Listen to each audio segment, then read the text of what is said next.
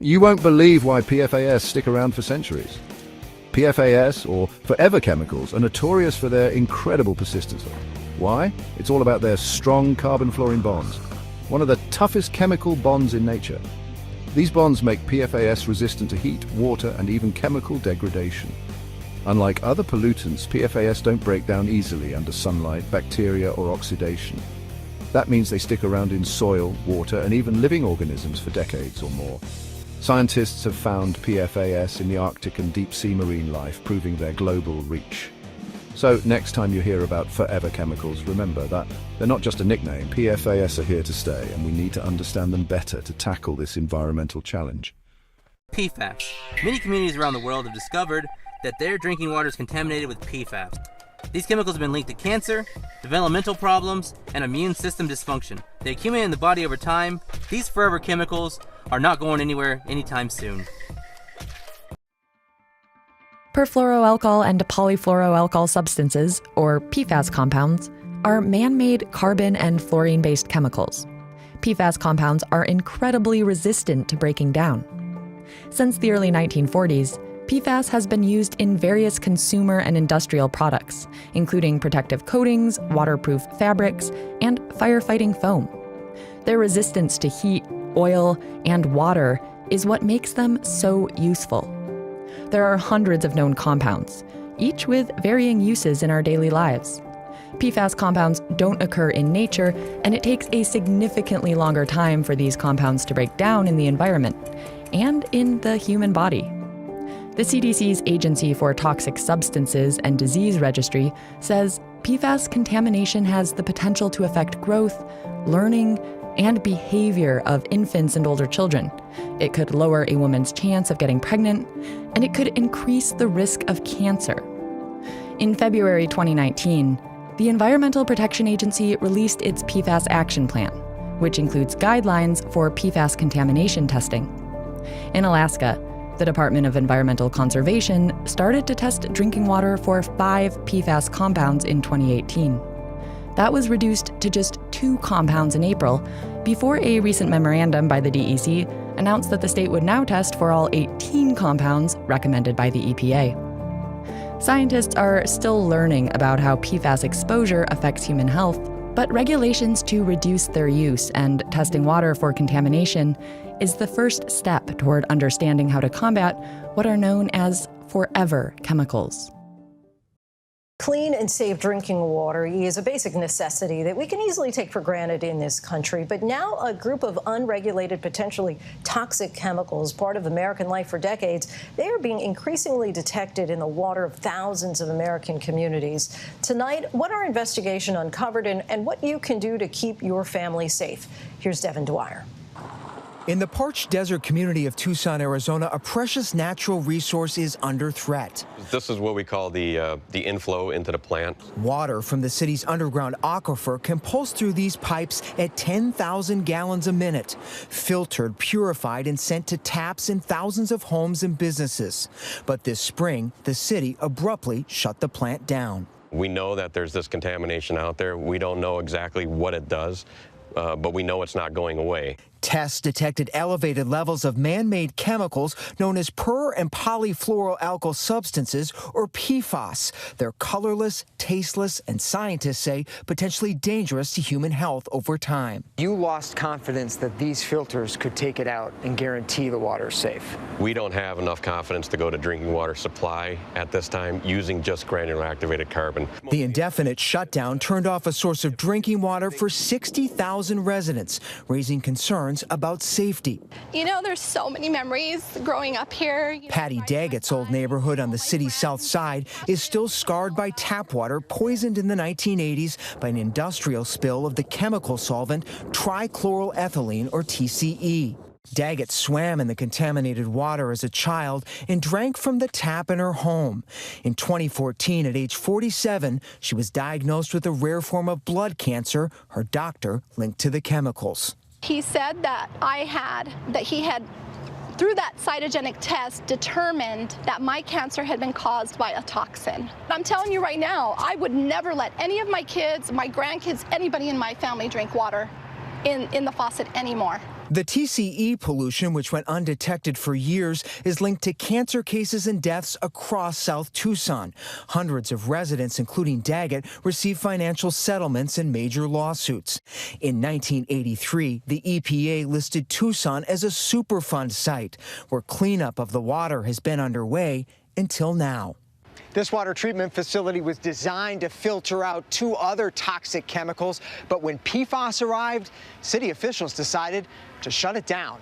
Mayor Regina Romero says a stream of PFAS-contaminated groundwater more than 143 times above the suggested EPA safety level threatened to overwhelm the city's drinking water filters and resurfaced old fears. We still have many families that lost loved ones because of TCE. And so it is palpable, it is present. How dangerous is PFAS in your view? Is it as concerning as TCE? It is as concerning. The Environmental Protection Agency does not require testing for PFAS and does not enforce a national standard for the maximum amount that's safe to drink. But in 2016, concerned by emerging data on adverse health effects, the EPA issued an advisory to local water systems, saying PFAS exposure over 70 parts per trillion may result in liver damage, weakened immune systems, and cancer. The ones that are most strongly linked are kidney and testicular cancer. They can also have effects on developing babies and on women while they're pregnant. Dr. Jamie DeWitt is a toxicologist and pharmacologist leading cutting-edge research on how PFAS affects the human body over prolonged exposure. For those people who have PFAS in their bodies, there's not really anything that they can do to force them out of their bodies more rapidly.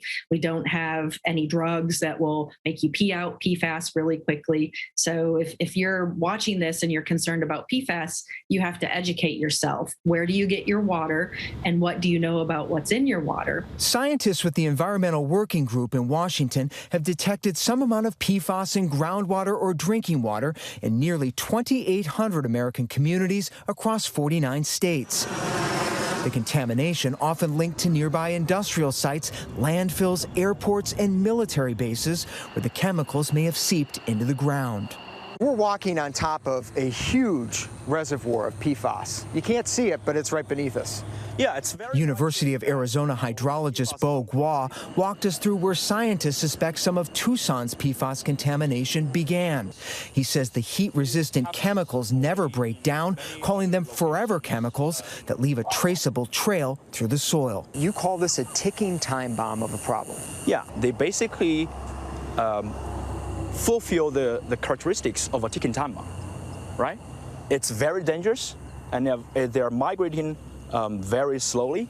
State and local officials believe firefighting foam laden with the chemicals permeated soil around Tucson's airport and Air National Guard facility decades ago, only now reaching groundwater wells miles away. The firefighting foam, they have told us that they either, if it was used on the runway, they'd hose the stuff into the soil. If it was used in the hangars, they'd dilute it and dump it down the sewer system. Councilman Steve Kozacek has been pressing the military to expedite cleanup and remediation, especially as climate change fuels historic drought. We're in the desert. By the way, we're in a 12-year drought in the city of Tucson right now. So there will come a time when the Colorado River water is no longer available, and we're going to be reliant on our groundwater. This map from the Arizona Department of Environmental Quality shows PFAS concentrations in groundwater around 10,000 parts per trillion, far above the EPA's 70 parts per trillion advisory, stretching from the airport to wells that deliver water to the treatment plant. Tucson's Air National Guard's base is one of the largest F-16 training facilities in the world. It's also one of 650 military installations linked to PFAS contamination. The Defense Department says it's investigating the scope of known or suspected contamination at or near hundreds of facilities, but needs more time before it can launch a large-scale cleanup plan. 5 years ago, the military began deploying what it calls a new environmentally responsible firefighting foam, but it's not PFAS-free. Tucson's a bellwether. We're the canary in the coal mine right now. We're saying to every other city in the country, this is an issue if you've got a military base in your community. PFAS contamination linked to firefighting foams has been detected on the lake shores in northern Michigan and neighborhoods near an old Naval Air Station in Pennsylvania. In New Mexico, a dairy farmer claims in a federal lawsuit that groundwater contaminated by PFAS poisoned his cows. And in March, after a foam spill at this small Virginia airport, PFAS was discovered in the water system of suburbs of the nation's capital. So it's all over this area, and it's in the backyards of people who are working on these issues. Water quality analyst Sydney Evans estimates more than 200 million Americans could be drinking some amount of PFAS in their tap water every day. It's not just localized issues of contamination, that these are issues in big metropolitan areas as well, and that there's still not any testing requirements at the national level. The EPA declined our request for an interview, but told us in a statement that addressing PFAS in drinking water is a top priority and that it's developing a multi-year strategy to deliver critical public health protections. The agency says it's moving quickly while balancing the law, industry interests, and the science. Consumer advocates say EPA's delay in regulating the chemicals is highly troubling. I think that the EPA, we need to hold their feet to the fire, because nothing is going to change. Nothing will go forward until they set those limits. Yolanda Herrera has been advocating for safer drinking water for decades. She says she believes the city of Tucson's assurances that its water is safe and PFAS-free, but says Americans nationwide need to pay attention. They can't just depend on their neighborhood leader or their mayor to make this change. It's going to take all of us together to go to Congress, to go to the EPA, to make the major changes that need to be done. Congress has started to take action. In a bipartisan vote last month, the House approved a bill that would force EPA to declare PFAS hazardous and establish a national drinking water limit, requiring water systems to start filtering it out. The Senate's bipartisan infrastructure deal includes billions to help communities get the job done. The residents of our community should not be left holding the bag of something that they did not create. In South Tucson, Patty Daggett, whose cancer is in remission, worries now about her aging mother, Natalie, still living in the family's South Side home, still washing in the water, but not drinking it. I wish I could tell you how worried I am, because, you know, my mom's been affected, I've been affected, her mom's been affected. All of these families in this neighborhood have been affected. You're supposed to trust the water company, you know? I mean... Do you trust them today? Do you think they fixed it? No, I won't even give my dog... I give my dog bottled water. And we don't know who to trust. Devin joins us now. So, Devin, how can you check to see if there's any amount of PFAS in your tap water? And is any level safe to drink? What does the science tell us? Yeah, Lindsay, many local water companies actually voluntarily test for PFAS. So experts told us you can start there, check their results, which are often published online, ask those questions. As for safety, many of the medical experts we talked to said actually no level of PFAS is ideal to consume, although it's really prevalent in our environment. Sometimes it's hard to avoid. The EPA advisory suggests over a lifetime we shouldn't be consuming more than 70 parts per trillion. But again, because that testing is not required, it's really hard to tell what is coming out of your tap when it comes to PFAS. And you also mentioned just how prevalent these chemicals are. They're not just found in firefighting foam. That's right. PFAS are ubiquitous, Lindsay. They're in all aspects of our life. There are more than 4,000 different types of these chemicals. They coat our nonstick pans, our waterproof jackets, our stain-proof furniture. Manufacturers for years have said these chemicals are indispensable to our lives. They say they're inherently safe, aside from a few outliers which have been banned. But the biggest worry right now from consumer advocates, Lindsay, is the amount of these chemicals showing up in our water. And I expect we'll be hearing much more soon from the EPA on this, especially with the growing pressure from Congress and consumers demanding more safeguards. Lindsay? Yeah, I imagine a lot of people are going to be concerned by this. Devin Dwyer, our thanks to you. Thanks, Lindsay. A new government study estimates nearly half of the tap water in the U.S. is contaminated with forever chemicals. These forever chemicals, a lot of people know them as PFAS chemicals. That's the stuff that makes your pans non-stick. Can you imagine a substance like that can do that to your pans? If it gets into the environment, it's indestructible. Grease doesn't kill it, heat doesn't kill it, water doesn't kill it. They looked at some 700 sites around the country. Urban areas, for example, had the most of these PFAS chemicals. Over decades now, they've been looking at this, and they have found that it can be associated with certain types of cancer, with thyroid diseases, and most recently, even at lower concentrations, it can be problematic. Water. A new study reveals almost half of the tap water in the U.S. is contaminated with something called forever chemicals. The U.S. Geological Survey looked into per and polyfluoroalkyl alkyl substances, or PFAS. These chemicals are considered dangerous to human health. Exposure to PFAS have been linked to cancer, obesity, and liver damage. In this new study, researchers collected water samples from private wells and public water sources. Most of the contamination came from water sources near urban areas and areas near manufacturers that generate these chemicals. Keep in mind, PFAS are used in the aerospace, automotive, construction, and electronics industries. Researchers say this is why it's important to use filters for your drinking water at home. The EPA has proposed the first national drinking water standards for 6 PFAS. The proposed limits set the allowable levels for these chemicals so low that they could not be easily detected. All right. This is a new study shows nearly half of U.S. tap water contains forever chemicals. The study by the U.S. Geological Survey found synthetic chemicals known as PFAS are in 45% of U.S. tap water. Exposure to the chemicals is linked to cancer, obesity, high cholesterol, liver damage, and decreased fertility. The study used water samples from 2016 to 2021. The study says some of the highest concentration of the chemicals were found in the Great Lakes region. All right, we want to turn our attention this morning to a health alert. This week, a new study was released about the nation's drinking water. Researchers found that nearly half of the tap water in the U.S. contains potentially harmful compounds known as forever chemicals. Mark Strassman takes an in-depth look at a new technology that could make so-called forever chemicals disappear. Nasty cargo, 10,000 gallons of landfill water laced with PFAS, a known carcinogen that nothing could get rid of until now. We are concentrating the nasty stuff to allow the annihilator system to treat it. Not just treat PFAS, blast them out of existence. These so-called forever chemicals are man-made, used in Teflon, firefighting foam, even facial makeup, and previously indestructible. This is where the PFAS go away. Destroyed. That's correct. Last year, we showed you Battelle, a nonprofit research institute doing a small-scale field test, distilling water into PFAS concentrate, the really nasty stuff, for destruction. It worked, a technological first, leaving behind water and salts harmless to the environment.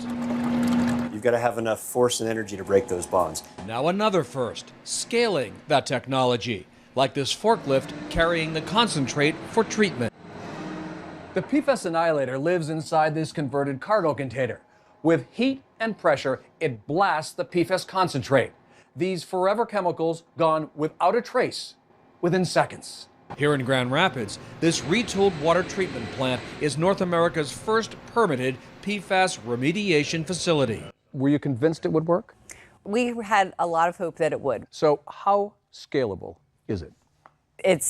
Could be much more scalable, much larger than this. This plant's treating 500,000 gallons a week. The market seems virtually limitless. This is only the tip of the iceberg of us being able to get this scalable technology to market and to customers. For the first time, nothing about PFAS is forever. Mark Strassman, CBS News, Grand Rapids, Michigan. Yeah, we've got a new government study finds that almost half the tap water in America is contaminated with these PFAS. They're also known as forever chemicals. Got that? Skip Battelle is with us. He's a contractor, knows all about this stuff. And actually, he's about to introduce the scare of the day segment. So here we go. Okay. What's wrong with drinking water out of a plastic bottle? Well, I hate to scare you guys, but first of all, plastic bottles, it's all in the word, right? So it's right in plastic. So forever chemicals, PFAS, they come from industrial products. They come from things like plastic Teflons in our cookware. And when a plastic bottle goes to the store and then we take it from that store and put it in our hot trunk and take it and put it in our hot garage and then we go home and drink it, it might have been heated up a number of times before we drink that water. But you would never, if you had a hot bottle of water, you just know not to drink it, right? Because the chemicals in that plastic leach out into the water. Okay. So most people don't really think about that. Bottled water is not quite as safe as we think. But I don't feel I'm going to die tomorrow if I've had 6 bottles of water. I'm going to tell you something that is disturbing. So most people will buy a Brita, they'll put a filter on their kitchen sink. Yeah, I've got one. Perhaps the refrigerator. Right, what's wrong they're with it? drinking water, right? So they feel if they filter just the water they drink, they're safe from all these forever chemicals. But turns out the human skin, our skin, is the largest organ on the human body, and it absorbs everything it comes in contact with. So now get ready to get scared. Oh, so when you take a hot shower, I know. when you bathe, when you wash, brush your teeth and all those things, your skin absorbs all those chemicals that are in the water. You breathe in the steam and in the vapor, and rather than going through your digestive tract, it goes directly into your bloodstream, highly concentrated, far more than you could ever drink from your water alone. And that's why, guys, it's so important that you filter all of the water that comes into your home, not just the water that you drink. So as a contractor, I've installed hundreds of water filtration systems of all kinds, water softeners, you name it. Okay, how much?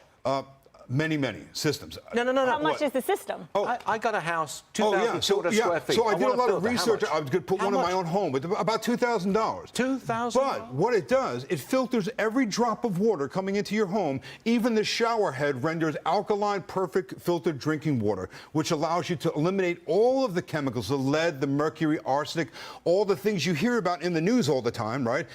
And it keeps you from absorbing those things into your skin. So critical that you filter all the water, guys, not just the water that you drink. That's what's most important. And you pay $2,000 for it. Well, no, that's it. The system, out of time. The systems vary. Totally out of time. The scare segment is over. All right. But Skip. Sorry to scare you. Skip Bedell. Hey, ignorance is bliss. Skip Bedell. That's my motto. Skip Bedell. Bedell. Yes. Got that right. Like you got it right. Skip. Thank you very much. Yes.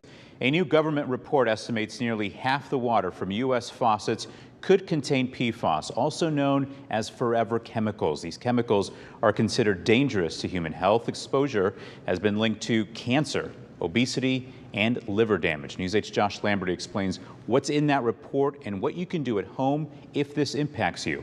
It's our top story tonight at 10.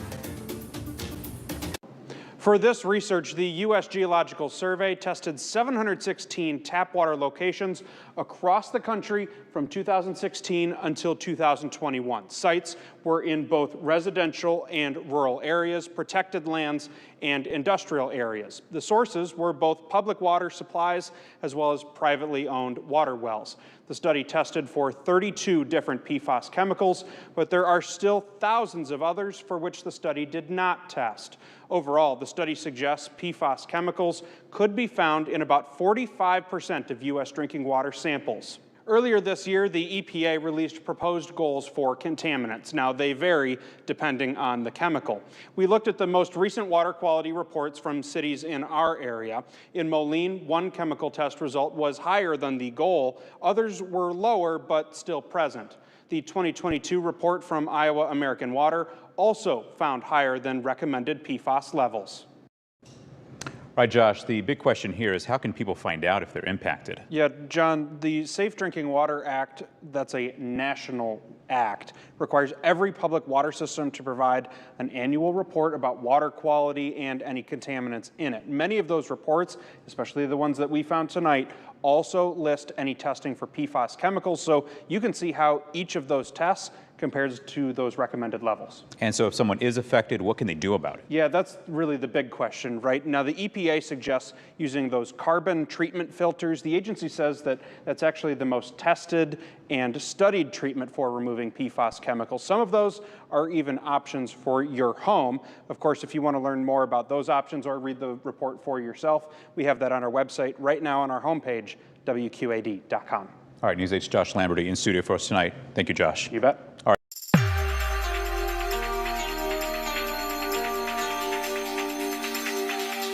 A new study finds that nearly half of the nation's drinking water contains potentially harmful forever chemicals.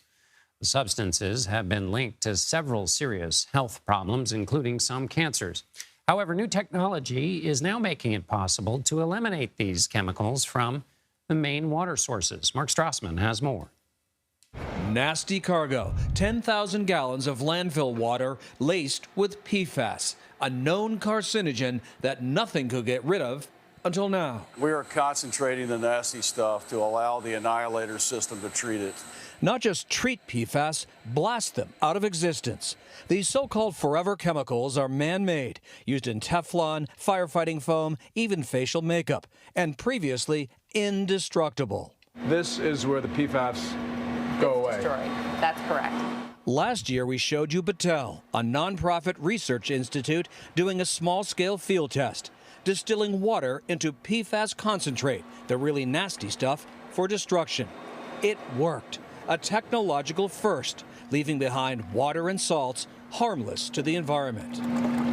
You've got to have enough force and energy to break those bonds. Now another first, scaling that technology, like this forklift carrying the concentrate for treatment. The PFAS annihilator lives inside this converted cargo container. With heat and pressure, it blasts the PFAS concentrate. These forever chemicals gone without a trace within seconds. Here in Grand Rapids, this retooled water treatment plant is North America's first permitted PFAS remediation facility. Were you convinced it would work? We had a lot of hope that it would. So how scalable is it? Could be much more scalable, much larger than this. This plant's treating 500,000 gallons a week. The market seems virtually limitless. This is only the tip of the iceberg of us being able to get this scalable technology to market and to customers. For the first time, nothing about PFAS is forever. Mark Strassman, CBS News, Grand Rapids, Michigan. Kelly Smalling joins us now. She's a research hydrologist with the U.S. Geological Survey and one of the lead authors of the study. So, Kelly, just for those unfamiliar, which would include me, what exactly are these PFAS forever chemicals and what are the risks associated with them? So per and polyfluoroalkyl substances, or PFAS, they're a group of thousands of man-made chemicals. They're found in everyday items like non-stick cookware, firefighting foams, grease-resistant food wrappers, water-resistant clothing, among other things. And they're known as forever chemicals because it really takes a long time for them to break down in the environment. And they're present in the environment, and they're also present in our human bodies. So this study, I'm just reacting to that idea that we're all carrying them around. This study was years long. How big of a sample pool was examined? So we started, we've been doing this work since 2016. And back in 2021, we decided we needed a larger idea about PFAS exposure in our nation's tap water. So this is in your drinking water glass at your kitchen faucet. So in about 6 months, we were able to get a network of volunteers from about 400 participants across the country to collect samples for us. And then we combined that information with information that our group had collected previously for a total of 716 tap water samples from private wells and public supply nationwide. And so, Kelly, just to go back to the question of if this is all in our water, how worried should we be? Well, so first of all, the USGS, we're an unbiased science agency. So our job is to provide the public, to provide decision makers with the data and the information and allow folks to start that conversation. So we are asking people if they're concerned about what's in their tap water to reach out to their state and local public health officials, get informed, figure out ways of potentially testing their water and or look at means of treatment. Does where I live determine my possible exposure to these forever chemicals, say urban versus rural? Yes, so based on the results of our study, what we found were that PFAS were more frequently observed in tap water samples that were collected in or around urban areas, as well as areas with known sources of PFAS, like airports, industry, military installations, and wastewater treatment plants. So we saw less PFAS in rural areas. Okay. And finally, Kelly, in terms of limiting PFAS, what steps are being taken to limit what you were able to find now? And are all of these chemicals still in their original forms, which is to say, is Teflon still being made the same way, makeup and candy wrappers and all that? Or has there been an effort to change the way in which the originating items are made, which might have a downstream, pardon the pun, effect on how much PFAS is in our drinking water? So a lot of that information you're going to have to get from folks like EPA, especially if we're talking about regulation. There have been changes in the types of PFAS that are produced, but PFAS are still being manufactured in the U.S. And currently there are no federal regulations for PFAS, but states do have their own regulations. EPA has some proposed regulations for drinking water. So we'll see what happens through the public comment process. All right, Kelly Smalling with the U.S. Geological Survey. Thank you. Thank you so much for having me. A concerning new study may have you second-guessing what's in your tap water. The U.S. Geological Survey says drinking water from roughly half of all faucets nationwide likely contain PFAS, also known as forever chemicals. The synthetic compounds are near impossible to break down. They've been widely used in many non-stick cooking products, various food packaging, clothing, and more. Over time, they have been seeping into the environment as well as private and public water systems and can carry potentially deadly consequences. They don't break down for a really long time. And in terms of some of these in the environment, it could be years to hundreds of years. It can cause like cancer, it can cause immunity problems, it can cause liver problems, it can cause kidney problems. This study examined water samples from taps in more than 700 different locations nationwide with higher amounts of PFAS found in a number of cities. We already know the chemicals are in the groundwater here in Minnesota, especially the East Metro, where 3M dumped the PFAS decades ago. The company is now paying billions of dollars in settlements to make up for the damage. A part of that money is being spent on testing filtration devices to clean the chemicals out of the water. The MPCA has one device that pumps air into the water to make foam. The chemicals are drawn into the foam to be removed. That system costs $750,000. It's still too early to tell if it will work on a large scale. At the Capitol this year, lawmakers passed new laws to ban companies from using PFAS in new products unless it is essential. Hi, Joel. Thanks. Let's explain how this unfolded. Researchers collected water samples directly from taps at 716 private wells and public sources. And based on their findings, they estimate at least one forever chemical would be detected in 45% of all drinking water samples across the country. But there are more than 12,000 types of these chemicals, and researchers weren't able to test for all of them, meaning the number of people drinking contaminated water may be even higher than what the study found. Here's why it matters. Exposure to the chemicals is linked to things like cancer, obesity, and thyroid disease. A previous I-Team analysis found North Carolina ranks in the top 10 for states with contaminated water sites, and the issue is disproportionately impacting poor and racially diverse areas. 80% of the contaminated sites in North Carolina are in zip codes that report an average median income below the national average. And this is so concerning because the chemicals remain in the human body for years and they don't degrade in the environment. You can take a closer look at our I-Team reporting by going to abc11.com.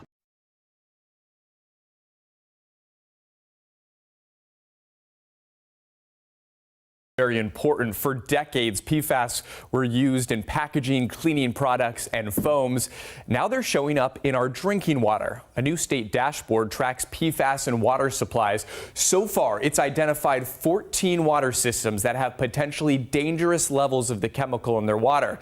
But according to this state, just one of those wells does not yet have a plan to solve it. So we took a trip to check it out. A quick ferry ride takes us to Kitsap County, and the people living in one mobile home park in Silverdale feel drinking out of the sea is about as safe as a sip from their sink. I bathe with it. I launder with it. That's it. I won't even wash my car with it. We're constantly having to clean our showers out, our washers out, the sinks. This is the well that supplies the 20 or so homes in the Clear Creek Mobile Home Park. The water system has been an issue since I've been here. Art Hammonds lived here for 2 decades. You can turn on your faucet and you can smell the chlorine so heavily from them treating the well. Northwest Water Systems manages the park and told us those issues are not a health concern, just signs of an aging water system and within acceptable standards. But a letter from the state highlights another problem they can't see or smell. According to the Department of Health, their well has nearly 3 times the perfluoroalkyl sulfonic acid deemed by the state safe to consume. Pretty much a real bad combination. I drank some pretty foul water in the Marine Corps and nothing like this. Homeowners here tell us they spend about $40 a person per month on water bottles because they don't feel safe using their running water. Northwest Water System was notified of the results in February, and 2 additional samples confirmed the high levels of PFAS. We took those findings to University of Washington toxicology professor Judith Marcilak. It is not good to see levels that are higher than the limit. They're not extremely higher to me. Still not safe. Down the road from Naval Base Kitsap, Clear Creek is just one example of a community near a military base detecting PFAS in their water. Across the country, firefighting foams containing the chemicals were used in military training exercises for decades. There's no safe level of these chemicals in our bodies. Marcilak says pregnant women, children, and elderly people are especially at risk. Researchers found exposure has led to an increased risk of cancer, fertility, and kidney disease. So this year, the state of Washington started requesting public systems share data from drinking wells, marking the wells that have some levels of PFAS, a high enough level to trigger state action like at Clear Creek, and an expected stricter maximum contaminant level will be established by the Environmental Protection Agency early next year. Northwest Water Systems engineers are actively working on PFAS treatment plans, but told us cost is a big barrier, as are those new rules from the EPA that still aren't hammered out. They're waiting to understand what the maximum contaminant level is going to be before they take additional action. That doesn't help the people to live here now. You know, there's too much bureaucratic crap going on. You know, they need to handle this. But the problem's not going away anytime soon, and not just present near bases, airports, and factories. Scientists say 98% of people on Earth have detectable levels of forever chemicals. Persistent organic pollutants.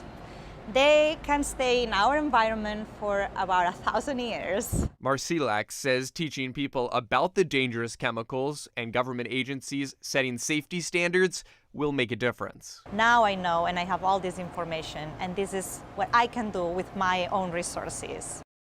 So that state dashboard doesn't include private wells, those with less than 15 households, or the Department of Defense. The state is still waiting on results from about 3/4 of public wells. But when these problems are identified, making changes to water systems takes time and a lot of money. Tomorrow on King 5 Mornings, we head to Lakewood, where the water district there has redesigned their system to prevent contamination and what challenges they've ran into along the way. So, Drew, how expensive would it be to filter the PFAS out of the water system at a place like that mobile home park? Yeah, and so this is a small mobile home park we're talking about, but it would be about $200,000 just for this community with about 20 homes. So when you amplify that with communities that have thousands of people, like we're going to talk about tomorrow, it can get really expensive. Wow. Well, you may be consuming potentially harmful chemicals if you drink tap water. According to a new study from the U.S. Geological Survey, nearly half of the tap water in the U.S. contains forever chemicals. Scientists say these chemicals are linked to high cholesterol, obesity, thyroid disease, and even cancer. And now some environmental groups are calling for regulations on drinking water to monitor the chemicals. Joining us now is the study's lead author and research hydrologist, Kelly Smalling, and professor of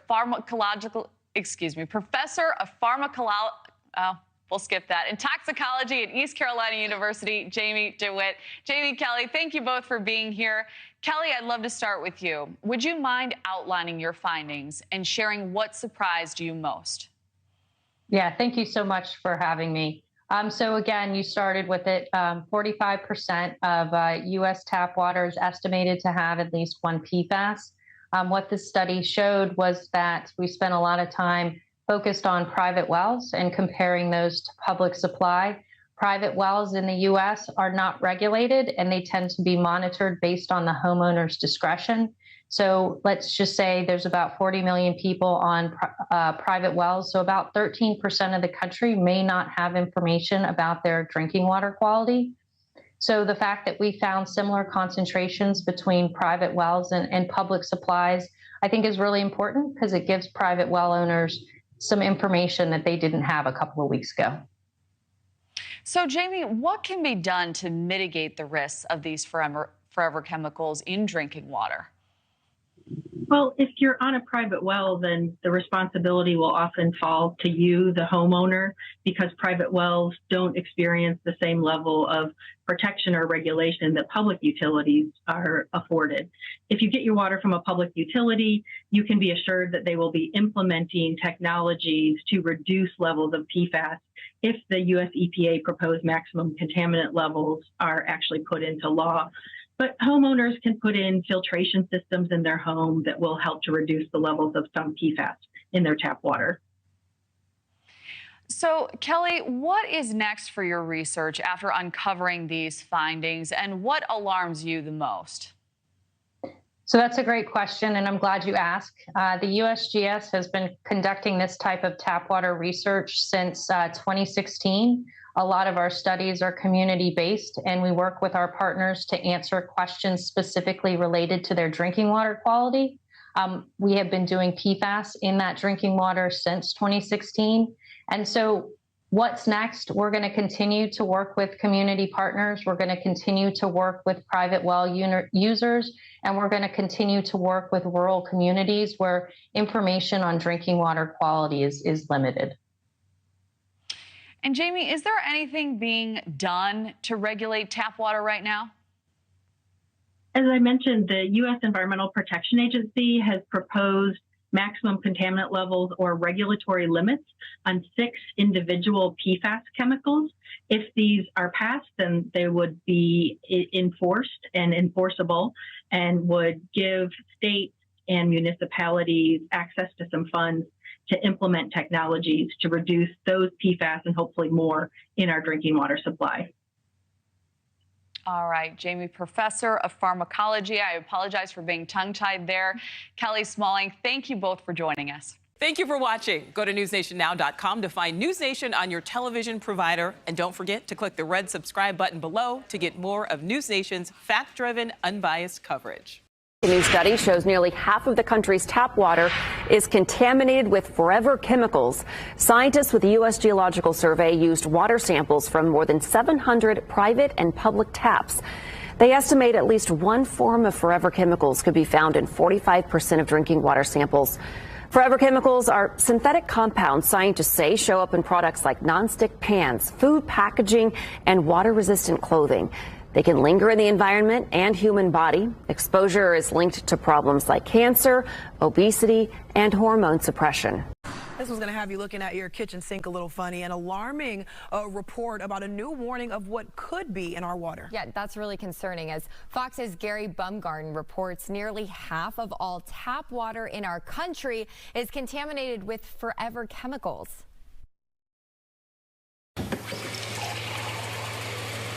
Water is just water, right? Wrong.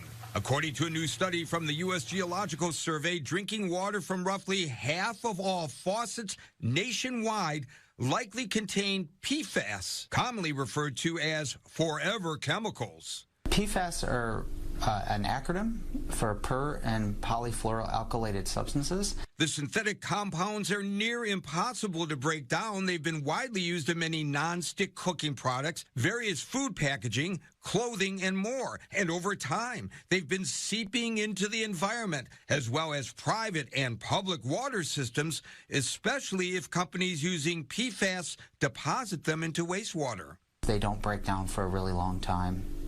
And in terms of some of these in the environment, it could be years to hundreds of years. And if the chemicals are ingested by people, it may take 10 years almost to remove half of what you've been exposed to. They can carry potentially deadly consequences. It can cause like cancer, it can cause immunity problems, it can cause liver problems, it can cause kidney problems. The study from the U.S. Geological Survey examined water samples from taps in more than 700 different locations. Samples were taken between 2016 and 2021 with higher amounts of PFAS found in cities. Officials hope the results will inspire people to treat their drinking water and have it tested. Gary Baumgarten, Fox News. In tonight's Health Smart, new water concerns. Researchers say nearly half the tap water in the United States contains forever chemicals known as PFAS. They're a group of synthetic chemicals found in many cleaning products that linger in the environment and the human body. A new U.S. Geological Survey study discovered 45% of U.S. tap water contains forever chemicals, with the highest amounts in Central and Southern California. Exposure to PFAS is linked to problems like cancer, obesity, thyroid disease, high cholesterol, decreased fertility, liver damage, and hormone suppression. In your health headlines this morning, according to a government study, drinking water from nearly half of the U.S. faucets likely contain forever chemicals that may cause cancer and other health problems. Researchers describe the study as the first nationwide effort to test for PFAS in tap water from private sources in addition to regulated ones. It builds on previous scientific findings that the chemicals are widespread, also showing up in various others of consumer products. Having safe drinking water is something we may take for granted, but a new study shows we shouldn't. The U.S. Geological Survey says a high percentage of tap water may contain forever chemicals. For several years, we've been reporting on that very issue along the Cape Fear River in North Carolina, but we're learning more about the fact that that area is not unique. Several years ago, the Chemours plant in Cumberland County was found to have been leaching forever chemicals into the groundwater and Cape Fear River. Since then, efforts have been underway to stop that from happening and to make sure the water that is supplied to hundreds of thousands of people is free of it. And the problem with these chemicals is they're nicknamed forever chemicals because their lifetime in the environment is thousands of years. They don't degrade. So it's that combination of a toxicity and longevity that make them really concerned. The chemicals, also known as PFAS, have typically been used to make nonstick cookware and in firefighting foam. A new national study by the U.S. Geological Survey found 45% of U.S. taps could potentially be contaminated with at least one PFAS, including sites tested in central North Carolina. Kelly Smalling is the lead author of the study. Broadly across the U.S., we saw a clear relationship between PFAS concentrations in our tap water samples that were in urban areas or in areas with potential sources like industry, airports, military installations, wastewater treatment plants, etc. The study found roughly the same amount of contaminants in well water as it did in water supplied by a local utility. UNC chemistry professor Frank Liebfarth is the co-director of the NC Pure program, which is working to develop PFAS remediation strategies at 3 North Carolina water treatment facilities. I've been saying for the last few years, where you test for it, you typically find it. And, you know, I think this report really brings that statement home. The USGS is only providing scientific data and does not make policy recommendations. But Smalling hopes the study will raise public awareness. We really hope that folks can use this information. They can use it to become informed. And if they have questions about the safety of their drinking water, we encourage folks to reach out to their public health officials locally to talk about potential testing or treatment or things to that matter? Put pressure through advocacy groups on your legislators and representatives and water utilities. Many of these are public utilities, right? They will respond to the voice of the people. And you have typically a large hand in being able to make sure that the water you drink and use is clean. So, Russ, is there a way people can see where these places are? Yeah, you can get a general sense. I put the link to that interactive map that you saw in that story right there at the story on CBS17.com. And if you want to read that full report by USGS, I put that there for everyone as well. From the river to your kitchen sink, there's a new government study showing drinking water from nearly half of all U.S. faucets likely contain forever chemicals. These chemicals may cause cancer and other health problems. Researchers with the U.S. Geological Survey tested tap water from private wells and public systems in more than 700 homes across the country and found nearly half turned up synthetic chemicals, also known as PFAS. The study revealed urban areas across the eastern seaboard, Great Lakes, Great Plains, and California. They are known as forever chemicals. They can be life-threatening, and just about everyone, all of us, have been exposed to them. PFAS are a large, complex group of synthetic chemicals that have been used in consumer products since the 50s. Now scientists are getting a clearer picture of just how dangerous these chemicals can be. It keeps our food from sticking and our clothes from burning. They can be found in house dust. PFAS are used in aerospace, automotive, construction, and electronic industries. Over time, they leak into our soil and water. And because they break down slowly, if at all, almost everyone is repeatedly exposed to them. The PFAS have long half-lives, which mean they are retained in the body for a long time. PFAS can cause increased cholesterol levels, lower immunity, and some cancers. And now a new study out of the University of Cincinnati shows that exposure to PFAS might impact young girls. We found that PFAS delayed the onset of puberty. The results found 85% of the young girls in the study had measurable levels of PFAS in their blood, impacting the same hormones that delayed the onset of puberty, which could in turn make these girls more susceptible to breast cancer, infertility, and endometriosis. Puberty is a time of susceptibility to environmental exposures. So what can you do? Use a water filter that removes PFAS. When possible, opt for products labeled as PFAS-free. If you have old Teflon cookware, get rid of it, because the older it gets, the more PFAS contamination you get for the food that you cook in it.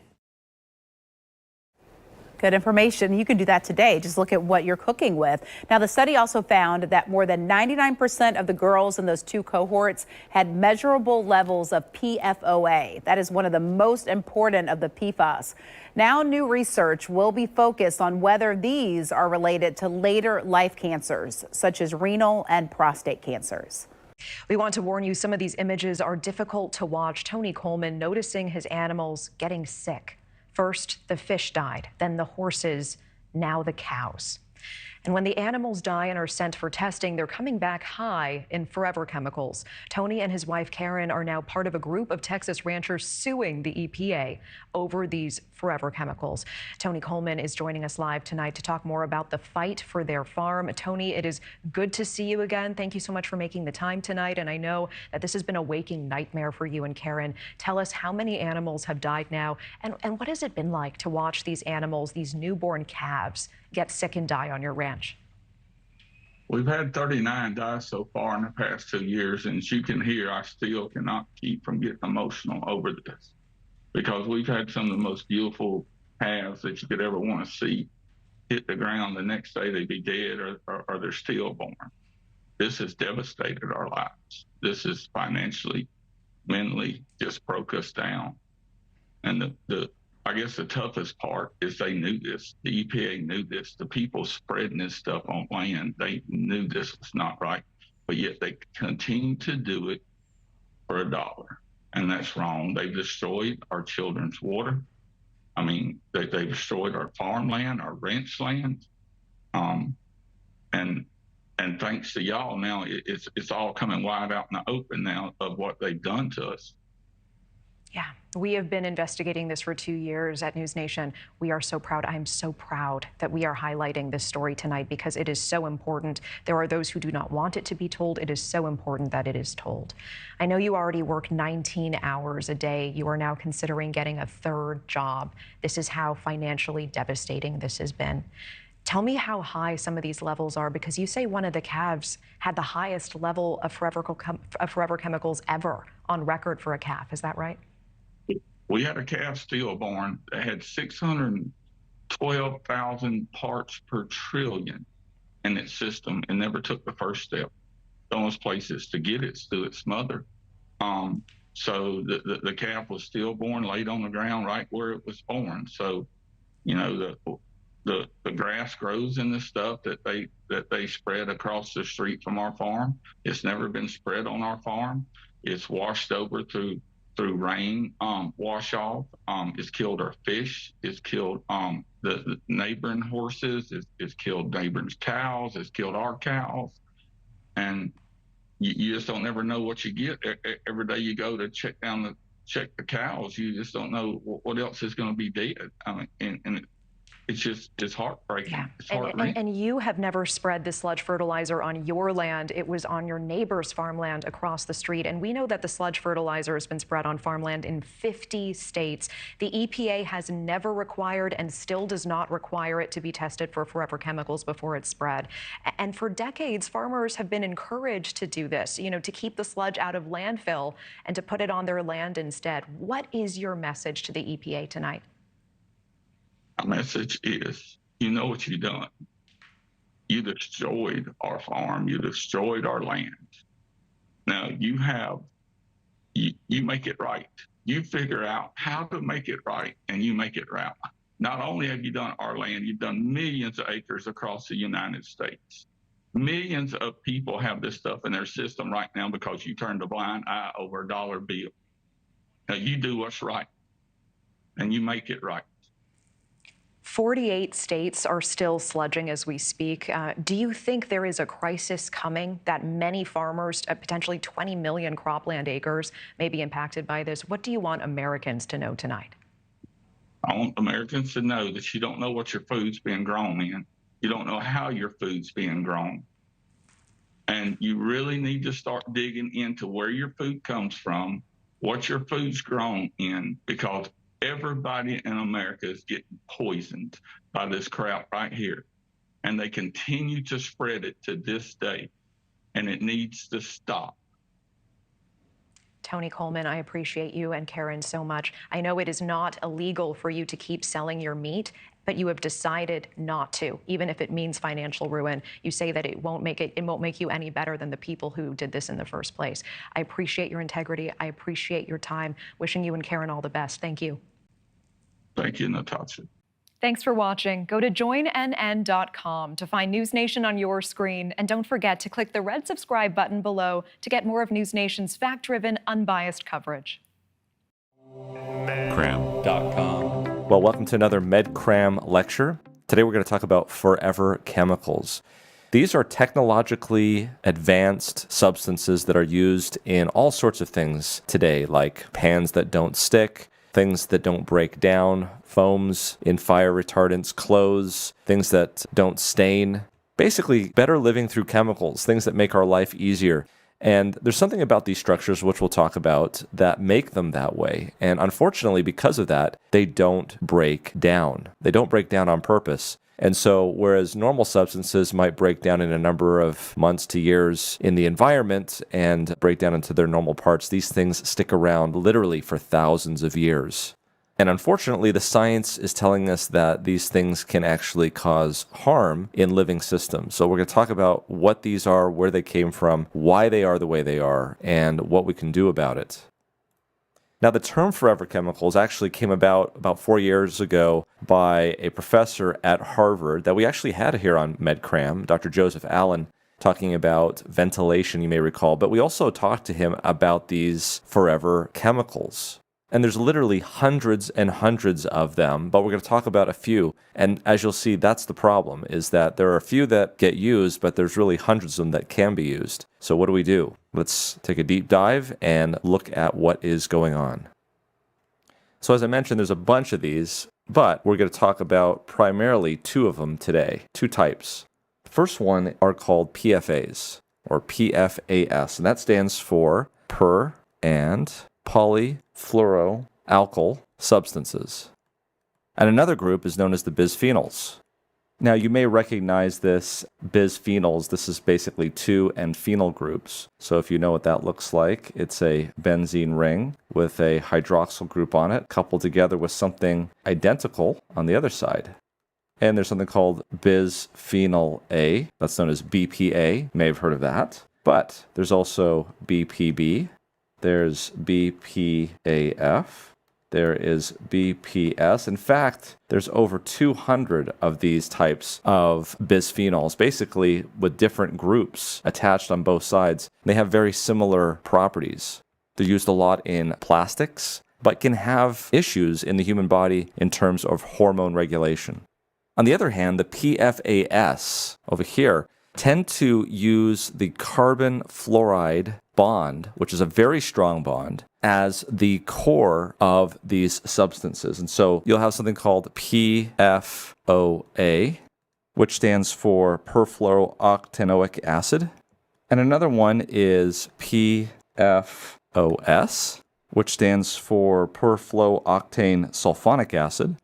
And yet another one is known as Gen X. No, this is not the generation that was born from 1965 to 1980, but it's actually a substance. It stands for hexafluoropropylene oxide dimer acid. And we won't write that down because that looks pretty complicated. Just know it as Gen X.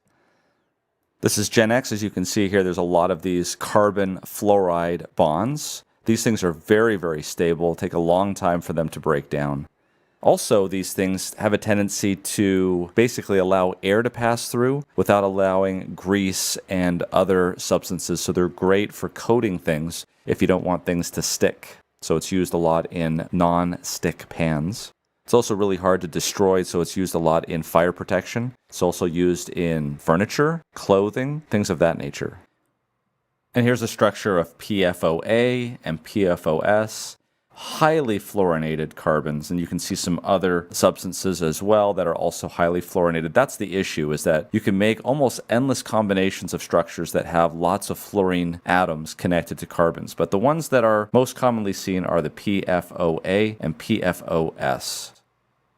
So what's the big news this week? In June of 2022, after being really pushed and prodded by an organization called the Environmental Work Group, which is a nonprofit, pushing the EPA to come up with better standards for monitoring these forever chemicals, the EPA finally says that they have found really no safe level for 2 toxic forever chemicals found in many U.S. water systems. And the reason why I say there that it's found in many U.S. water systems is that it's really not being checked in a number of different systems. And the 2 chemicals that we're talking about are PFOA and PFOS. And they've been linked to different types of cancer, low birth weights, thyroid disease, and other health ailments. And that's really the reason why we're talking about it here at MedCram. And what this article says is that the agency is now saying that any detectable amounts of PFOA and PFOS are unsafe to consume. So what has this environmental working group said? They've been actually tracking these PFAS chemicals in drinking water for some time because they're actually not officially regulated, and they've been very concerned about it. And recently, in the 2000s, there was an agreement between industry and the environmental groups to basically stop using specifically PFOA and PFOS. Now, this has to be very clear. They've stopped using those specific forever chemicals. But as we've said, there's hundreds of other chemicals that can work exactly the same way that is not PFOA and not PFOS. And so while they're not specifically using those chemicals, you can still get harm from other chemicals in the same group. So how widespread is this? Well, Scott Faber, who's the Senior Vice President of the Environmental Working Group, said that at least 1,943 public water supplies across the country have been found to contain some amounts of these substances, PFOS and PFOA. And there are likely many more that contain the chemicals, but we don't know because they haven't been tested. So the article goes on to state that if you actually test Americans, that more than 96% of Americans have at least one of these groups of forever chemicals in their blood.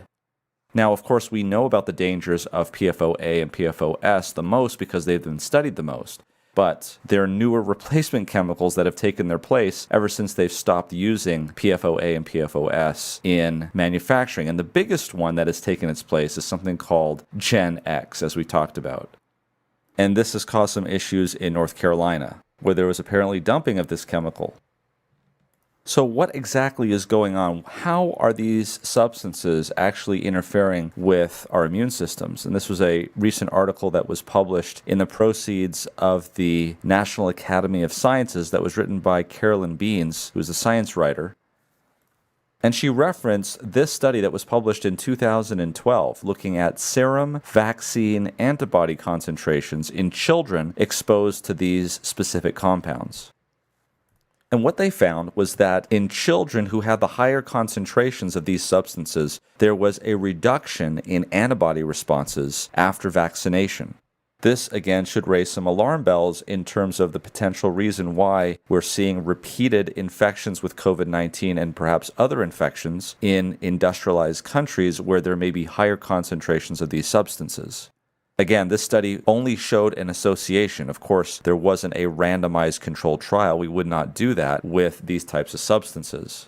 Interesting here in the results, when they looked at the maternal concentration of these substances as an assumption for what was going on in the baby, those that had twofold greater concentrations of exposure were associated with a difference of negative 39% in the diphtheria antibody concentration.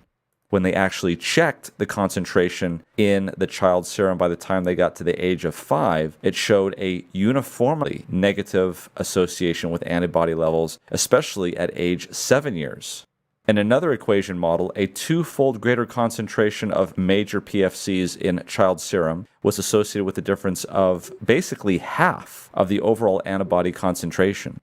A twofold increase in these substances at the age of 5 years was associated with an odds ratio of 2.38 to 4.2 times the likelihood for falling below a clinically protective level of 0.1 international units per milliliter for tetanus and diphtheria antibodies at age 7 years. That means if you had a higher increase in these concentrations, you're more likely to not get the immune response to these vaccines that you would normally need to have to prevent infection. So their conclusion was that elevated exposures to PFCs were associated with reduced humoral immune response to routine childhood immunizations in children aged 5 and 7 years. The article goes on to state that animal models and human studies have provided strong evidence that PFAS alter the immune system, diminishing the ability to fight disease or respond to a vaccine. So it's good that we're not making these two substances that we talked about, but it's not good that they're making new substances which may be as toxic or even more toxic than the two substances that we're not making anymore. It says here that U.S. companies no longer manufacture the two best known PFAS substances, but these legacy substances persist in the environment, even as thousands of others remain in production. So what is it that we can do about it? We know that industry was making these substances, and these substances were getting into humans. Now, ever since these substances have been banned in terms of their production, we have started to see that the blood levels in humans of these substances specifically are actually going down. But remember, there are still concentrations of these substances in the environment. And why would that be? Well, again, because these are forever substances. It literally takes thousands of years for these things to break down. But remember that just because industry can't make PFOA and PFOS, it can make other chemicals like Gen X or hundreds or thousands of other chemicals that do pretty much the same thing. And there are multiple ways that these substances can actually get into human beings. One of them is drinking water, but it's not the only way. And so there are solutions that we can employ to not only prevent these things here at the production level, which would be ideal, but also here at the consumption level. Really, the best thing overall would be to attack it here at the production level, because that would prevent these things from getting out into the community, into the environment, not only harming human beings, but also harming animals. However, because this is the best way, it hasn't stopped people from looking at other ways of doing it and preventing these chemicals from getting into the drinking water and making sure that the drinking water is safe from the standard of these chemicals. So the question is there filters that can actually take out these substances? Remember again that the majority of these substances are going to be seen in large municipal drinking water districts. That's because that's where these factories are generally located. And so it's not going to be favorable to depend on filtering these things out of the drinking water only to provide clean water, because it would place an undue economic burden on those that can least afford it. Nevertheless, there have been some studies to see how well in-home drinking water filters can completely remove toxic PFAS. And I'll put a link to this article in the description below so you can read it for yourself.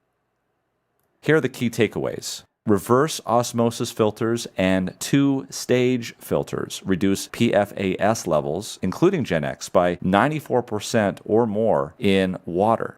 Now, there weren't a lot of two-stage filters that were tested, so that requires a little bit further testing to see why they perform so well. The carbon block filters remove 73% of contaminants of the PFAS family, but there was a lot of variation according to this study. Some performed very, very well, others not as well. And the activated carbon filters that were whole house systems actually varied widely as well, as you can see down here on the third point. In fact, in 4 of the 6 systems tested, PFSA and PFCA levels actually increased after filtration. And the authors of this study said that the under-sink reverse osmosis filter is the most efficient system for removing both the PFAS contaminants prevalent in central North Carolina and the PFEAS, including Gen X found in Wilmington. Unfortunately, they also cost much more than other point-of-use filters. This raises concerns about environmental justice, since PFAS pollution affects more households that struggle financially than those that do not struggle. And I'll actually include the American Chemical Society publication assessing the effectiveness of point-of-use residential drinking water filters for PFASs here in the description below, so you can look for yourself exactly how they did the studies and what they showed. And I was able to find a carbon block filter that actually shows that they are certified to remove PFOA and PFOS greater than 95.5% of the time. And I have no financial interest in any of these companies. And remember that drinking water is only one avenue that these forever chemicals can get into our system. They are in our furniture, they're in our clothes, and they may be the reason why some of us may have immunodeficiencies. The studies are associative. We do not have the highest level of evidence yet to link those, but it seems as though the more we learn about it, the worse the news becomes. And for those of you who are familiar with MedCram, we actually talked to Professor Joseph Allen out of the Harvard Public School of Health, the man who actually coined the term forever chemicals, about this very topic. Listen as Kyle interviews Dr. Allen about why BPA-free products may not be all they're cracked up to be. I want to ask you about some of the products that we all have in our homes or use every day. And I have a water bottle here that says BPA free on it. And when I read some of your book, when you talk about how some of these chemicals, it's like chemical whack-a-mole, I think was the term you used.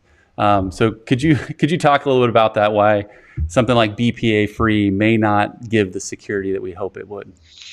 Yeah, so we're moving to the topic of chemicals. This is a massive topic that doesn't get enough attention. It's something I've been studying for a long time, and you'll really get me going because, yeah, there's a chapter in the middle of our book. I'm not trying to sell a book here, but it talks about our global chemical experiment. And I promise if you read it, it should shock you. It should absolutely shock you because there's an assumption that the products we buy are safe and that that if there was a chemical that was toxic, well, of course, it shouldn't be in your water bottle or my couch or my kid's child, car seat. But here's how it works, and here's the problem. There are over 80,000 chemicals in commerce. Very few have been tested for health and safety. And so what happens is we don't follow the precautionary principle. We allow companies to put these chemicals in commerce. And then if we, the scientists, find out it's harmful, they take it out. But what happens is they often replace the toxic chemical with a chemical cousin that's just as toxic. And we call this chemical whack-a-mole. And it's this never-ending game that's been played for decades. And BPA is a great example. So if you're a customer, you're well-meaning, you look at your bottle. Okay, there's 2 bottles. One says BPA-free. Well, I'll get the BPA-free one, right? BPA must be bad, even if you know nothing about BPA. And BPA stands for bisphenol A. It's a hormone-disrupting chemical that's used in some plastics. The reality is, though, BPA got a bad rap. And so manufacturers seized on this, and they said, well, I'm going to sell BPA-free everything. They didn't just take out BPA. They took out BPA, but they replaced it with its chemical cousin, BPS, for bisphenol S. Sure enough, the toxicological profile looks exactly the same, darn near similar, to BPA. So in that way, they played a game with you as a consumer. BPA-free is great. That label might as well say contains BPS. BPS is starting to get a bad rap. You know what the replacement is? BPF. This goes on and on. We've seen this with pesticides decades ago. We see this chemical whack-a-mole in nail polish. We see swapping of chemicals in e-cigarettes. We see this in flame retardants that are in your couch and my couch. We see this with these forever chemicals, these stain-repellent chemicals that can cause testicular cancer that you find in nonstick pans that are used on carpets. And there was one that was labeled bad. Okay, that was removed, and it was just subbed in for another one. So this game of chemical whack-a-mole happens all the time, and we sometimes call it regrettable substitution is the less playful name for it. But it's another name I don't like, because it implies there's, oh, whoops, we made a mistake. It's a regrettable substitution. Whoops. This has been happening for decades. There's nothing regrettable about it. It's a knowing failure of the system and a loophole in our chemical policy. And here's where it's interesting for all of us and everybody. These chemicals, they migrate out of their products. And if you take something like these forever chemicals that are the ones that are in your nonstick pans and in your carpets and they're on our clothes, it makes things, water and soil just wash off these days. It's amazing. We love them as consumers. Well, these things are really pernicious. I mean, they last in the environment forever. I wrote an op-ed calling them forever chemicals and named them that 2 or 3 years ago at this point when that piece came out. But they're associated with these harmful effects, carcinogenic effects. They're called obesogens. They interfere with lipid metabolism. So we have all of these, known adverse effects. We keep using them, and we have this chemical whack-a-mole. And the problem with these forever chemicals is there's at this point, 6,000 variants. So what do we even study next, right? So as a consumer, we really have no chance to be like a thoughtful consumer and avoid these things because it's a totally broken system.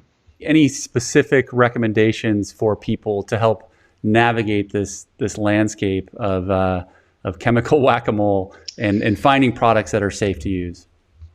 Yeah, so I think the first thing is all getting informed about this, right? Because I think few people know this is going on. Again, I'm not trying to sell a book here, but you could find, look up forever chemicals, look up this op-ed on chemical whack-a-mole.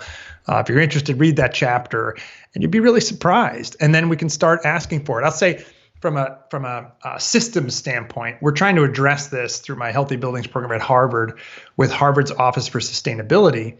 We created the Harvard Healthy Materials Academy. And what we're doing is we're starting to change buying practices. So instead of a company saying, well, here's something that doesn't have BPA, we're starting to ask and say, well, what else is in it? And by the way, we don't want anything in that whole class of chemicals, right? We're not going to play this whack-a-mole game. Forever chemicals, we don't want any of them. I don't care what your next safe replacement is that you tell us is safe, that we'll find out is toxic. And we're having a lot of success. We have over 40 pilot projects on our campus, where we're showing that you can design these spaces with great products that don't impact cost or time of your project They look great, perform the same, and you don't have the toxic chemicals in them. So there's a way to do it. We're trying to move that with the market. We partnered with Google 2 years ago on this initiative. Many other big companies are starting to put their buying power behind this movement to kind of rid the market of these these toxic chemicals that are in everything. They're in our deodorants and shampoos. I don't use shampoo. That's a bad example for me. But in our couches, chairs, they're all around us. So the way to do it is to move upstream and change the whole system. Join us at medcram.com for more understanding in less time. Thanks for joining us, and don't forget to subscribe.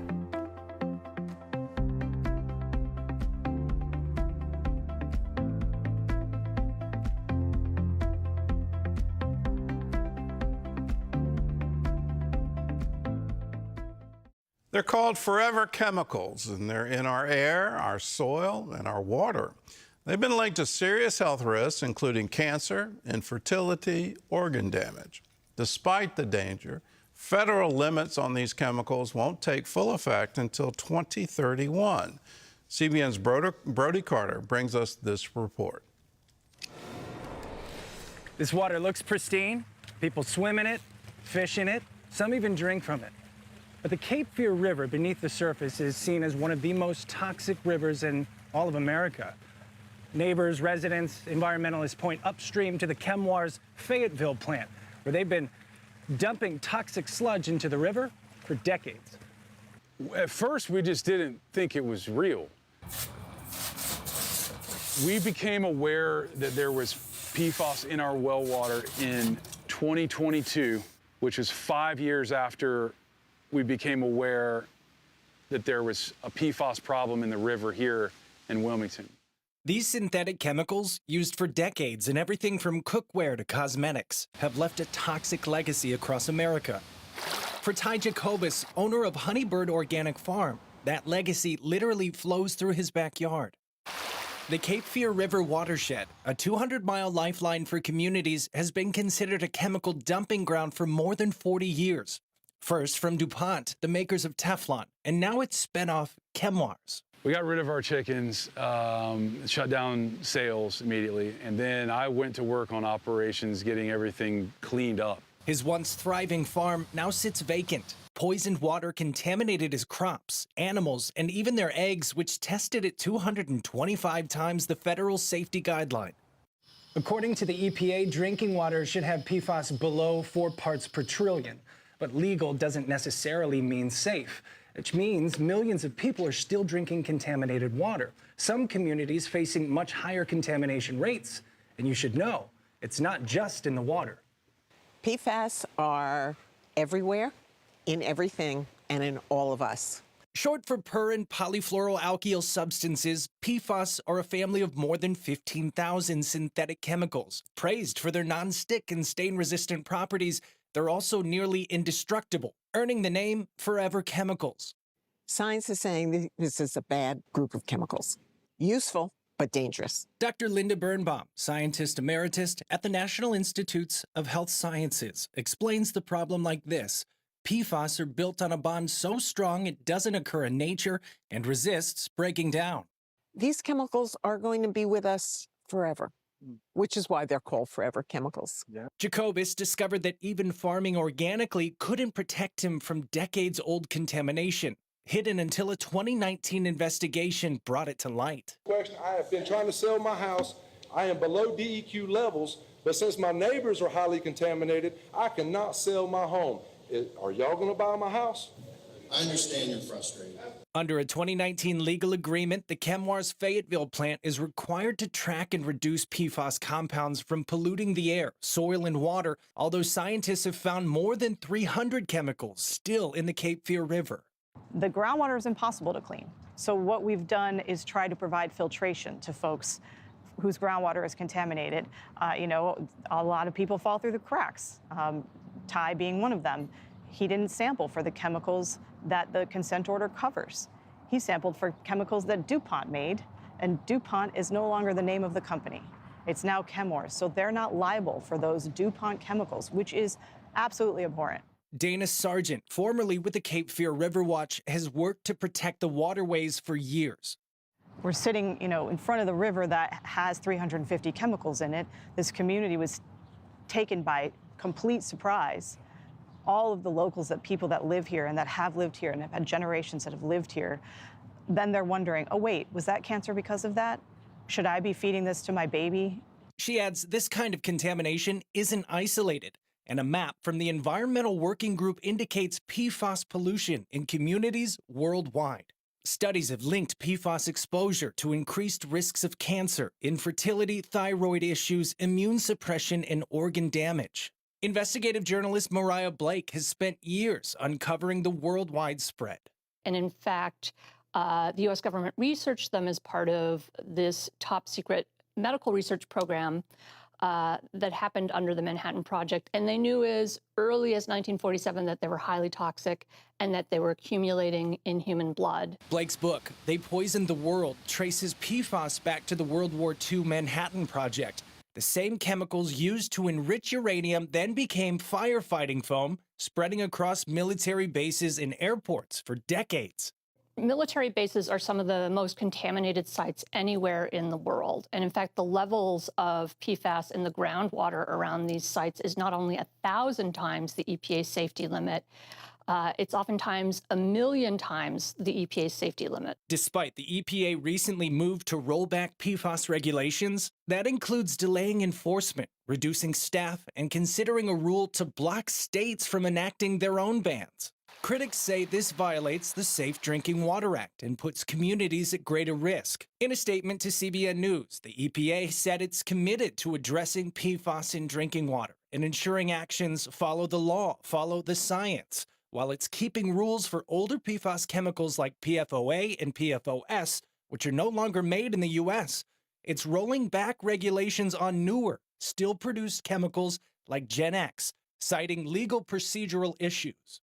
Still, critics say that move gives industry more room to keep producing these toxic chemicals. The Chemours plant denied our request for an interview. If a company comes under pressure to phase out one chemical, they often just replace it with another chemical that has similar structures and properties, but that hasn't been vetted for safety. And that chemical often ends up being just as harmful. Still, more than 30 states have passed some 150 bills restricting PFAS, including 18 full or partial bans on consumer products. Companies like 3M have also committed to phase out these chemicals by the end of this year. Today, Ty Jacobus's farm is PFAS-free, although it took years of self-education and thousands of dollars to get here.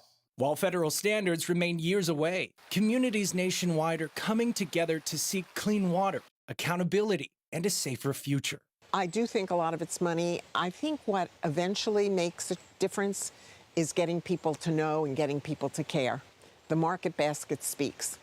When people no longer want a product, and that will lead to change. Reporting in Wilmington, North Carolina, Brody Carter, CBN News. And that is a wonderful word. The market basket does speak, and it speaks very loudly to companies. But they have these lobbyists that are highly funded, and they're able to get things done at the federal government that the average citizen can't. Let's get educated on these permanent chemicals. My take on it is we shouldn't create things that we don't know the ultimate effect, and whether that's in one generation or 2 generations or 3 generations. Let's hold back on creating things that don't occur naturally. And if it's not in nature, then our biology, it just doesn't tolerate it. Why in the world would you put that into the environment? Why would you put that into drinking water or groundwater? The old promise, and it's an old promise, it's become a joke now, better living through chemistry.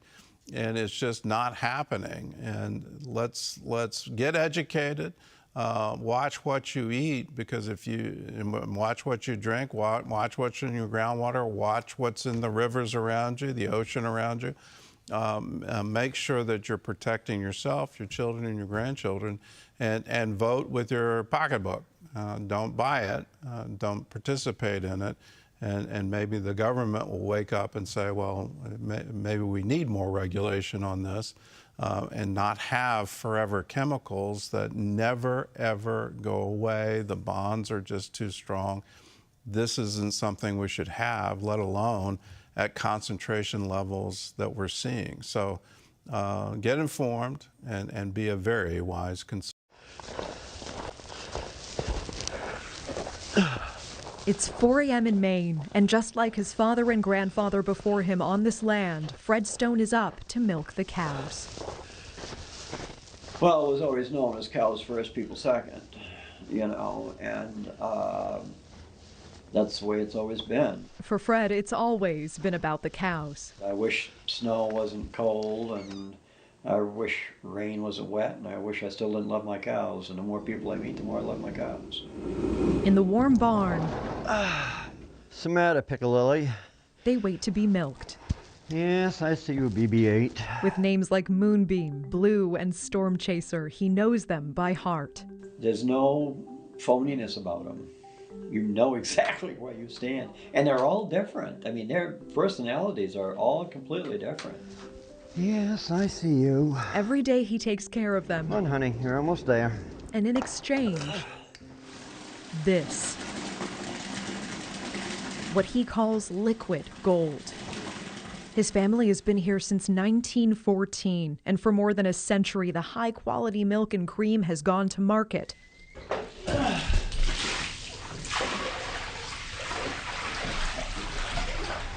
Now every drop goes down the drain. I told a lot of people that you either laugh or cry, and I ran out of tears a long time ago. Fred Stone's milk is contaminated, heavily tainted with chemicals linked with cancer. I can't, there's nothing left. At some point in time, hopefully not tomorrow, I'm going to have to tell my father and my grandfather what happened to the dairy farm that they entrusted me with. And that's the part that keeps me up at night. He now finds himself on a growing list of American farmers. There's so much sadness and anger. This has broken our hearts and crushed our spirit. And I don't know if we'll ever get that back. Told their farms are shot through with chemicals linked with liver damage, damage to fertility, thyroid issues, and cancer. All of this land has been poisoned, water contaminated, all of these people touched by this. Advocate Erin Brockovich ready to take on this fight. EPA, FDA, political leaders, where have you been? How did you miss this? That now we have an entire country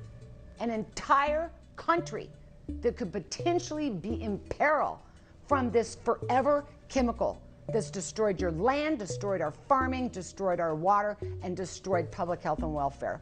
Wow. Kudos. Good job.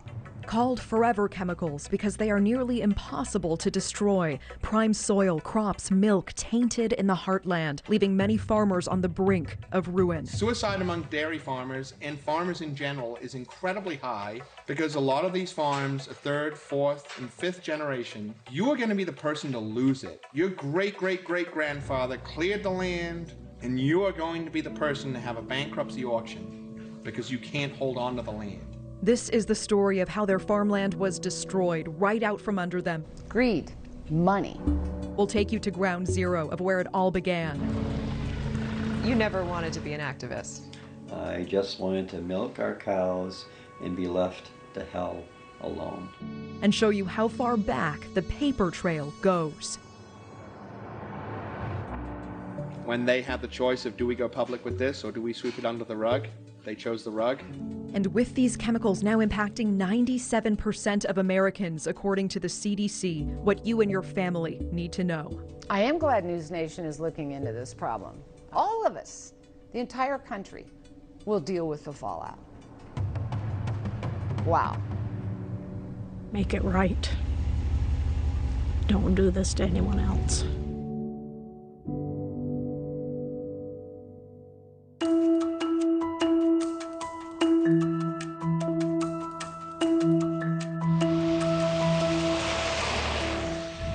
way to Fred Stone's farm right now, and we are passing some of the most beautiful farmland. It looks pristine, it looks untouched, and you would never guess that in some of these areas, potentially cancer-causing chemicals are already sowed into the soil.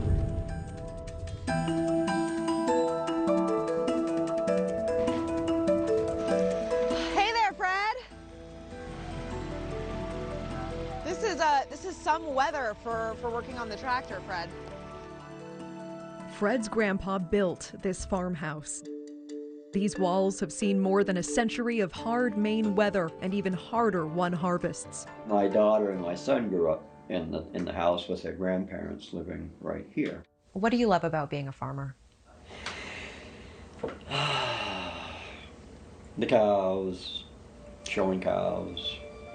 For nearly half a century, they raised and showed prize-winning cows. Back then we were young and energetic and had all kinds of plans and dreams, and that all ended back in 2016.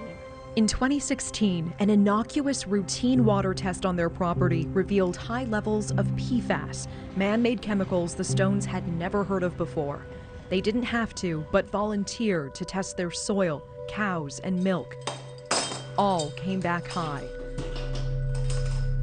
Fred says he'll never forget what came next. Tanya, our milk inspector, comes out and says, you know, Freddie, she says, one of the ideas that the Department of Ag wants to do is they want to kill the whole herd. And I said, great, Tanya, that's a hell of an idea. I said, I'll tell you what, I will take all the cows down to the extermination site. I will put on my dress whites that I wear when I'm showing, and we'll line them all up, and you can shoot them. And I'll stand there and I will take the first bullet, and you can kill the rest of them. A week later, I get a letter from the state of Maine on suicide prevention. Can't make this stuff up.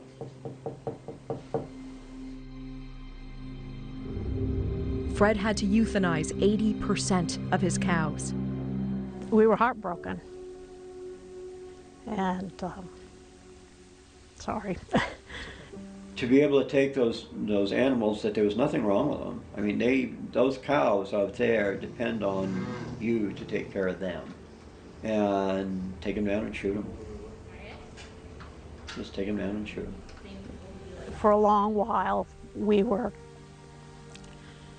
I don't know, I guess you'd call it dead. Fred says state officials told him his farm was an isolated case. We were then still being considered a unicorn, that this didn't happen anywhere else. Did Fred and Laura Stone just get phenomenally unlucky? The answer lies 117 miles north in Unity, Maine, where a young couple pooled all of their money and put it into a dream.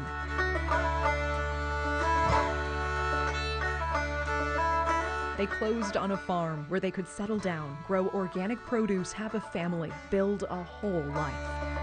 Oh, dear chickadees, sing a sweet and mournful tune in the month of May, when the lilacs are in bloom. And when it came to naming it, the choice was easy for Adam Nordell and Johanna Davis. There's still the sadness in your song. Songbird Organic Farm. We imagined that we would be here forever. We imagined that we would build a business that would support our family through our career and into our retirement. So we thought we were settling down for the long haul. Preventing development, preserving farmland was also a man's dying wish. They found the farm through a service that connects retiring farmers with the next generation. The original owner had pancreatic cancer. Cancer diagnosis, a terminal cancer diagnosis. So he needed to move quickly to find the next farmers to take over management of this land. That farmer passed, but his dream flourished. The land and business grew, and they raised their little boy. Then, as news of the contamination on Fred's dairy farm spread, a customer asked Adam and Johanna if they'd heard of PFAS. They voluntarily tested their land. The results were high. Our drinking water tested about 400 times the state's drinking water threshold. 400 times the state threshold of 20 parts per trillion. Their soil also tested high. We were in free fall. Do we have a business? Do we have a home here? Adam says his and his wife's blood levels are higher than employees who worked in PFAS factories. My blood levels, after living for 7 years on a farm that was spread with sludge 4 times, are higher than those workers in Decatur, Alabama. How old is your son now, and how aware is he of all of this? He said, "Is there PFAS? Is it in my body? And is that bad?" And I don't even know what I said. I couldn't answer. That's not something that I want to have to talk to my kid about when he's 5 years old. He has really high levels of this stuff in his body, and he's tiny. High levels that could lead to lifelong medical issues. Adam and Johanna shut down operations, recalled their products, alerted customers, and eventually did the unthinkable. They shut down their farm. Why did you feel the need to take it down? This is no longer Songbird Farm. This is no longer a farm. The family hasn't picked up an instrument in a long time now. They say the music just isn't in them anymore. Health is a constant worry, and there are questions that defy answers. What does a farmer do with a farm that can grow nothing? It's a collector's item now. Fred, too, has taken down his farm sign. They were dropped by their milk distributor. Yeah, it was a pretty sad day when Laura took the sign down. Took the signs down. And that's that. It's the end of it.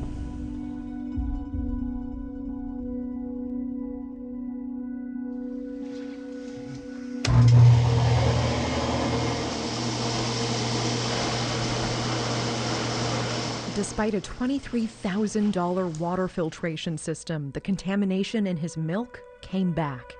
He is now $1.5 million in debt.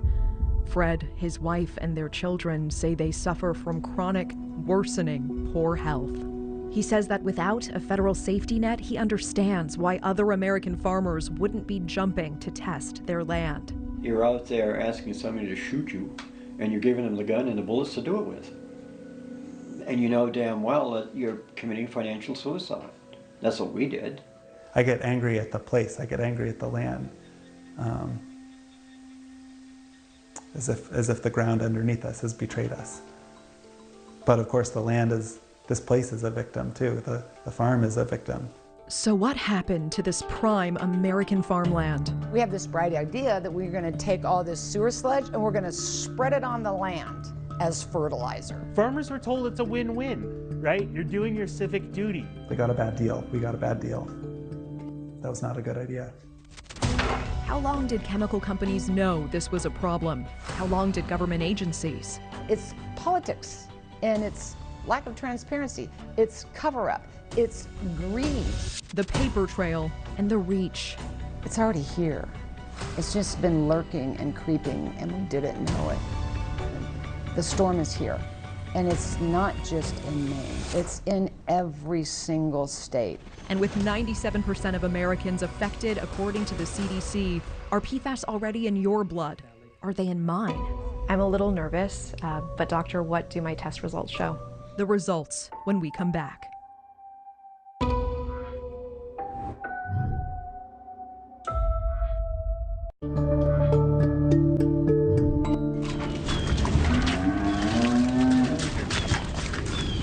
Realize that heifer doesn't have a collar on her. So what happened to Fred and Laura and Adam and Johanna? How did PFAS end up on prime American farmland? We have this bright idea that we're going to take all this sewer sludge and we're going to spread it on the land as fertilizer. Sludge, a byproduct of sewage treatment plants, but it can be used as a natural fertilizer. This land reclamation project demonstrates how nutrients contained in sludge can convert unused land into fertile crop-bearing farm areas. The answer lies in a type of fertilizer made from treated sewage called sludge, and a program that spread it directly on their land. Particularly in the 70s, we started taking that sludge and applying it to farmland as a fertilizer. Welcome to the sludge pathway with epidemiologist Patrick McCroy. You know, the process starts with the manufacturing of PFAS, right? So DuPont, 3M, others actually manufacture these chemicals. Patrick says these manufacturing plants discharge to a sewer system, which goes to a wastewater treatment facility. Then there's PFAS in your home, from our clothing that's stain resistant to our sofas and carpets and our cleaning products. When we clean an item in the washing machine or dump a bucket down the drain. But they have to do something with all of those solids that settle out, and that's what we call sludge. So you have this contaminated sludge that then goes to a local farm where it's spread out as fertilizer. Most of the PFAS that ends up in most people is from what we eat, right? So if you look at the PFAS that's on the farmland, goes into crops, or goes into crops that are eaten by animals that we then eat, that PFAS is eaten by us. At what point in this entire flowchart and process does the EPA test for PFAS? They don't. They don't. They never test for PFAS, right? EPA requires the sewer districts to test for a handful of heavy metals, but they never test for PFAS. So this sludge is going onto farmland without being tested for PFAS by the EPA? Correct. By the EPA or by any state or local authority. It's just not tested. No one knows. Forgive me, that sounds crazy. It is. So you have almost like a cycle that you take the hazardous waste, apply the sludge on the land, you now contaminate the land, that contaminates the water, that's contaminated the food chain. We're into a real serious problem here with this forever chemical. Well, these are some of the original permits from Kmart Sewer District for spreading on our fields. Yeah, this one's from, this one says October of '86. And there's a signature of the commissioner. This 1986 letter from Maine's Department of Environmental Protection told Fred the material was safe to spread on his farm. They said it was a safe material to use on our fields. And again, we were doing our civic duty by using it and keeping this material off from landfills and what have you. So yeah, it was great. It was a win-win situation for everybody involved. Ultimately, how many times did you end up sludging? Oh, every year from '83 until '04. Oh yeah, I mean, this is a nightmare beyond nightmares.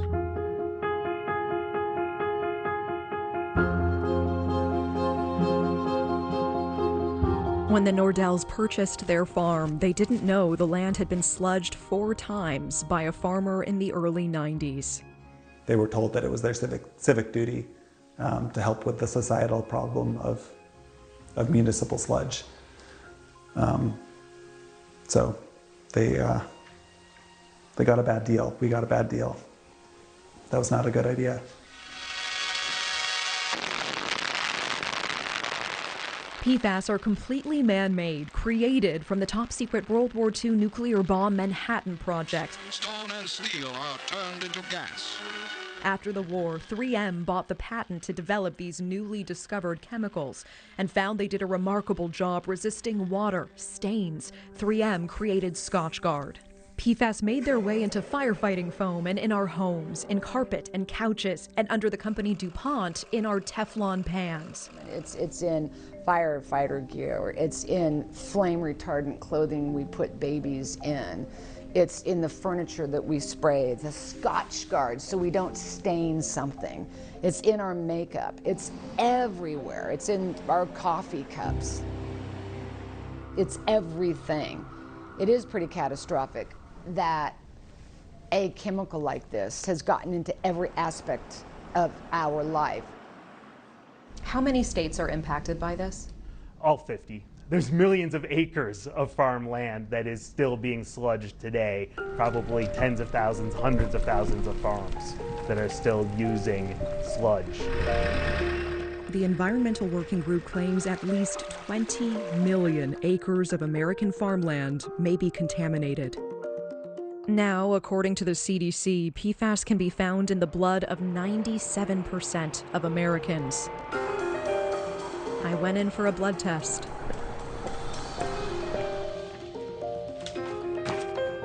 I'm a little nervous, but doctor, what do my test results show? Unfortunately, for someone like you who has made such an effort to get the PFAS out of your environment, you did test positive. Fortunately, it was only 3 out of the 6. My test results are positive for 3 out of 6 tested types of PFAS circulating in my blood. The results place me above the threshold for concern for adverse effects. You're in a category where you need to be monitored to see if there's any long-term impact of this on you. In particular, your cholesterol level, risk for breast cancer, and hypertension in pregnancy. We're not going to be able to stop the break in the dam and the flood that is about to come. We've taken our own hazardous waste and destroyed our land, destroyed our water, and now we're destroying our food chain. How did we get here? They've ripped the heart and soul out of us. I think not only is that possible, I think it's probable that thousands of farms are going to be impacted. Where was the EPA when this was happening? And why won't it do more now?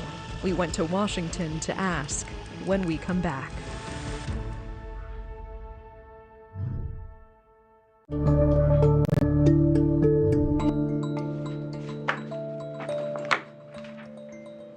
These documents show what Aaron Brockovich calls the shell game. It's moving stuff around, for the end result that makes them more money and leaves destruction in its path.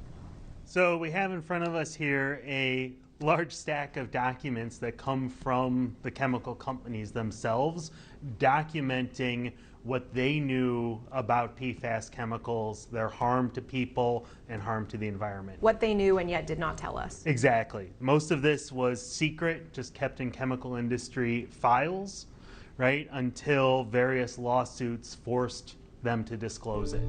It starts with animal studies in the 50s and 60s that showed impacts to the liver, kidneys, and spleen, and acute oral toxicity. Going all the way back to 1963, 3M knew there were risks with these chemicals. They put it in their own manual that they're toxic and they need precautions. Then, a test on firefighting foam has to be abandoned when the substance leaves all the fish dead.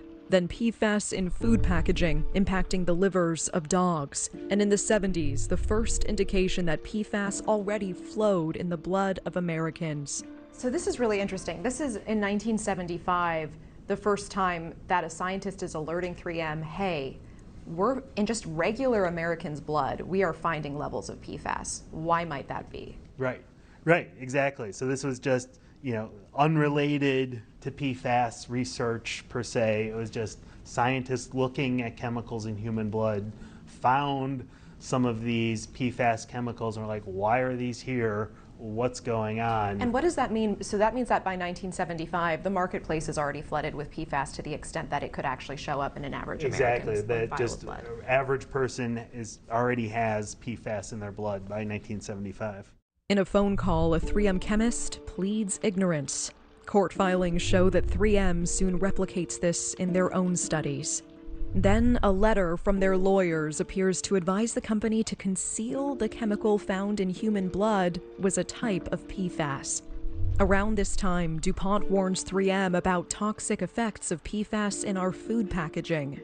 And by the late 70s into the 80s, documents suggesting 3M and DuPont are becoming aware that their own employees are getting sick. This one is really, I think a smoking gun document. So in 1981, 3M was concerned enough about the potential for birth defects as a result of these chemicals that they actually reassigned all the female workers in the plant to jobs that didn't involve exposure. This document is actually a draft press release that their communications team developed in case that became public, right? So they didn't actually tell the public about this. Then PFAS appears to be in the water. The levels they found back then, would be considered very high today. And workers keep getting sick. More than 2 decades after scientists told 3M the blood of Americans contained PFAS, in 1998, 3M finally alerts the EPA that the type of PFAS in their Scotchgard builds up in blood. USDA and EPA, how in the hell did this get by you?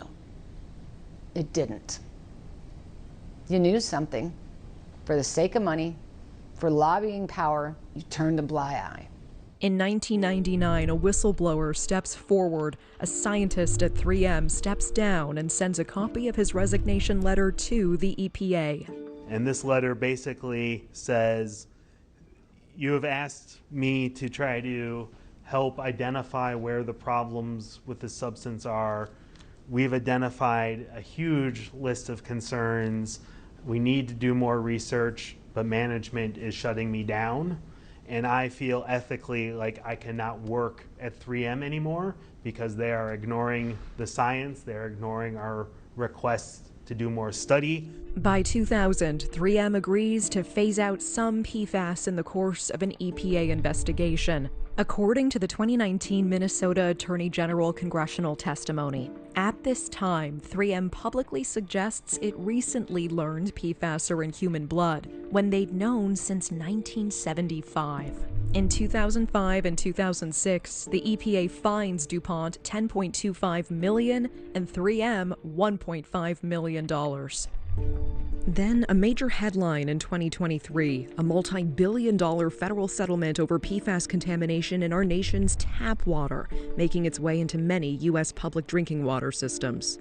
There's a reason why they're settling these lawsuits now for water contamination, because the more we study it, the more we find problems, the larger the problem's going to be, right? They're rushing now to try to settle things before the full scope of the problem is even understood.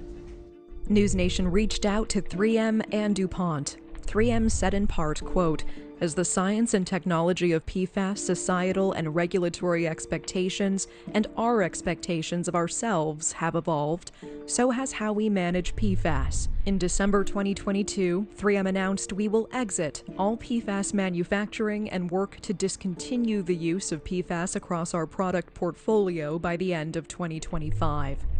In an email, DuPont, which has made acquisitions and divestitures and undergone corporate reorganization and restructuring through the years, said in part, in 2019, DuPont de Nemours was established as a new multi-industrial specialty products company. DuPont de Nemours has never manufactured PFOAs, PFOS, or firefighting foam.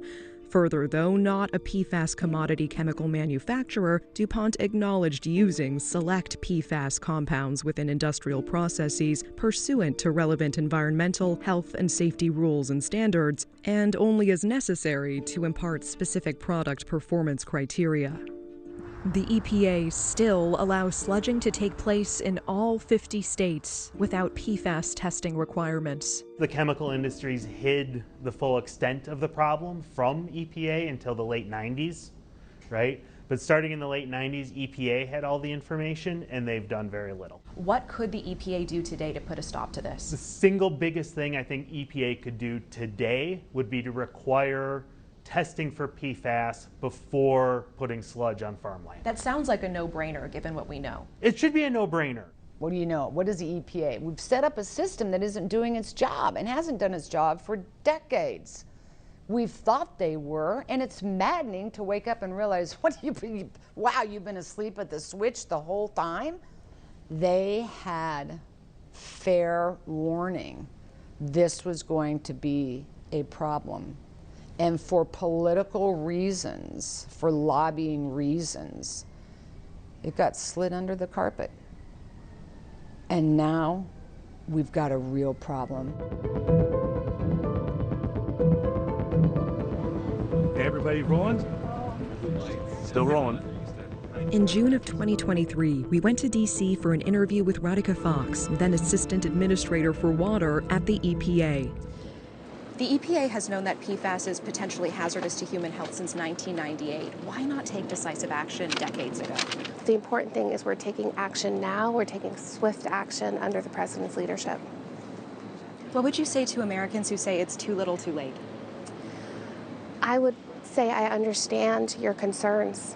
You know, I'm a mom of 2 kids, and I know that I want to turn on the tap and know that the water that I'm giving my children is safe to drink. I think every parent wants that, and that is what EPA is focused on.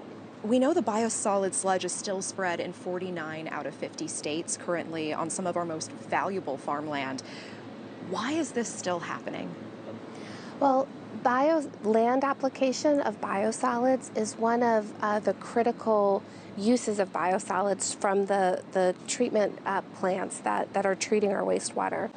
And in many instances, it's perfectly safe. There have been some certain circumstances where there have been concentrations of PFAS, and that's exactly why we are doing these risk assessments right now. Why doesn't the EPA ban sludging until it can guarantee that it's safe? In many instances, it's still safe to utilize biosolids because there isn't a prevalence of PFAS. What is your message to Americans who feel that they are afraid to eat the food, afraid to farm their land because of PFAS contamination? The EPA cares about you, that we are here to protect you, that we are utilizing every tool in our toolbox to address the very complicated issue of PFAS. And so one of the best things that someone can do is really educate themselves about what's going on in their local community. I suggest talking to your local water system to see what they're doing. Are they testing for PFAS? Are they treating for it? But should it be incumbent upon the individual to do this, to call their water district to make sure that their water is safe? Or isn't it the EPA's job to guarantee that every time you open the tap, that water is safe to drink? So we are, as I said, we're working very diligently to get this national drinking water standard in place. But at the end of the day, it is a partnership with our states and with local communities to together protect the American people. In April of 2024, the Biden-Harris administration issued the first ever national drinking water standard. They say it will protect 100 million people from PFAS pollution. Still to come, a farmer who thinks he's found a solution, who is refusing to take his contamination results lying down. You know, people have fight, flight, or freeze. I go straight to fight. Stay with us.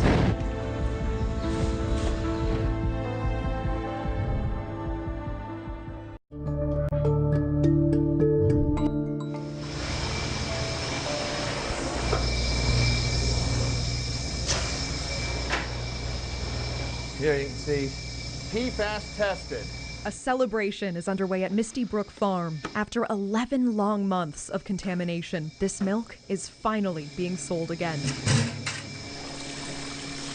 It's music to Brendan and Keisha Holmes' ears. Ever since I was 5, I told my parents I was going to be a farmer when I grew up.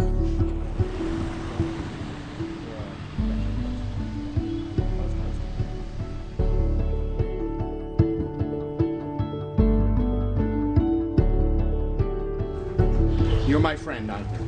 Huh? Yes, you are my friend. Daddy, your weakness is cows. Yes.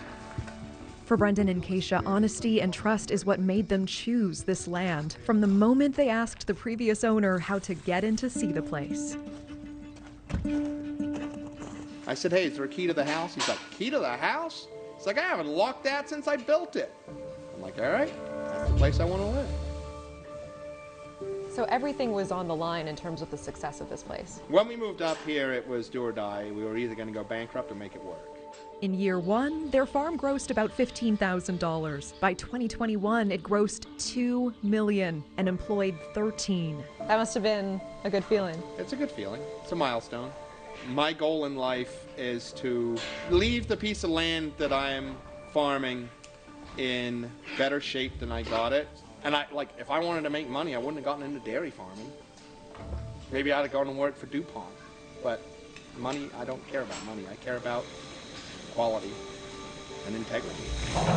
Which is why, when a customer asked them if they'd ever tested their milk for forever chemicals, they immediately put up thousands of dollars of their own money for testing. And when it came back high, there wasn't hesitation. They left the decision up to you whether or not to go public with it. Did it cross your mind even for a moment to keep this private and to just not tell anybody? No. You know, people have fight, flight, or freeze. I go straight to fight. And to me, I'm like, okay, I'm not the only one that this has happened to. And my fight is like, I am going to make this public. I'm going to talk to anybody who wants to listen. The fact that these chemicals were spread on some of the best agricultural land in the state of Maine, people need to know that. Johnny was like, when do we have to stop selling the milk? And Brendan said, now. He's like, now? What are we gonna do, Daddy? And Brendan said, well, I don't know, but we'll figure it out.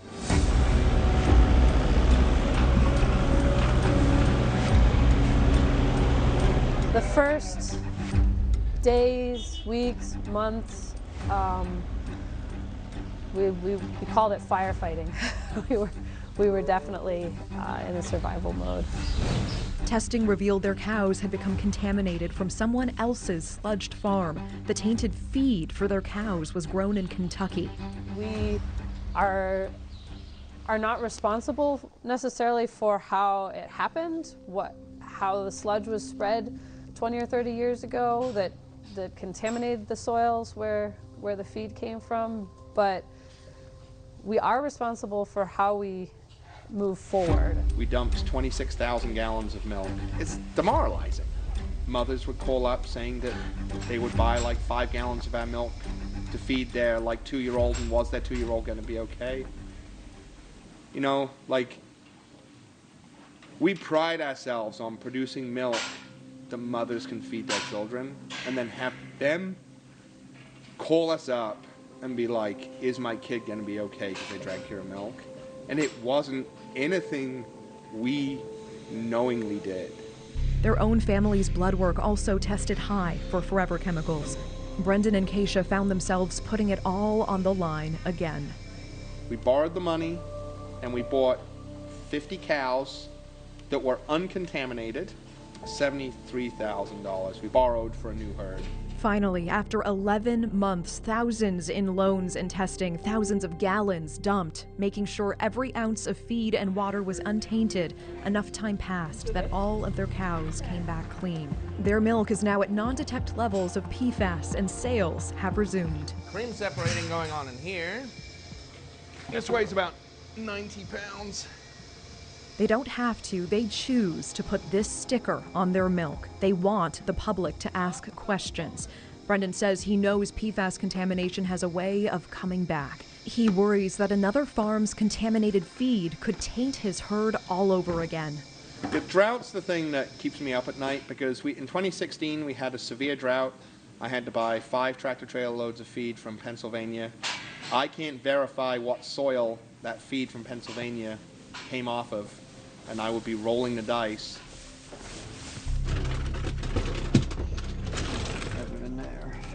Fred Stone tried, taking many of these steps. Sometimes the farmer doesn't fail the farm fails the farmer.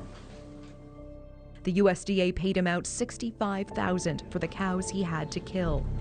So we're working on getting another lab. Important testing is taking place on his farm that will determine exactly how contaminated his land is, and if there is a path forward to his land being a farm again.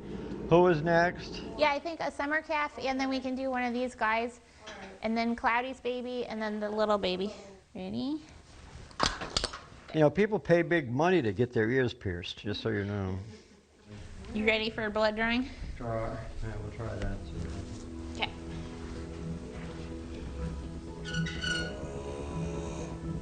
And this is the only thing we've ever known. You know, we're not going to give up until we're, till we're dead. His results ahead.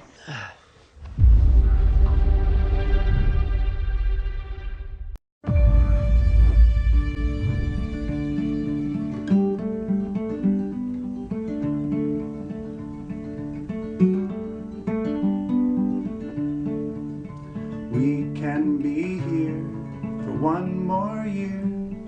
We'll walk these fields next fall. The feeling in your feet, in the tender winter wheat. Hear the songbird when she calls.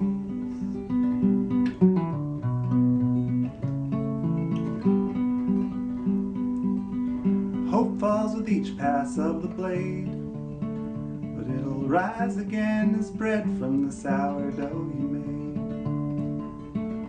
The lands and furrows of the miller's stone, who's to say we cannot live on this alone?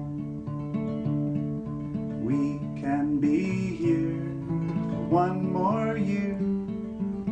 We'll walk these fields next fall. The feeling in your feet, in the tender winter wheat. Hear the songbird when she calls.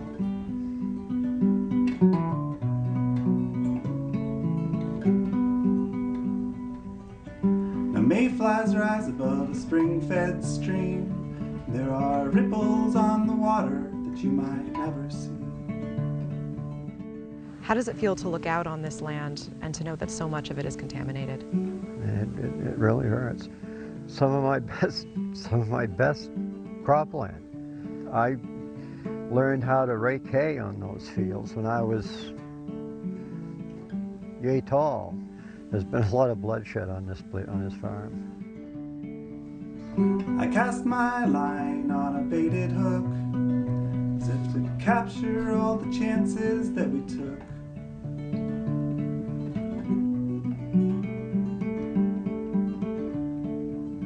Our disconnection from the value of our land and our soil and our water, to destroy it, is in turn to destroy us.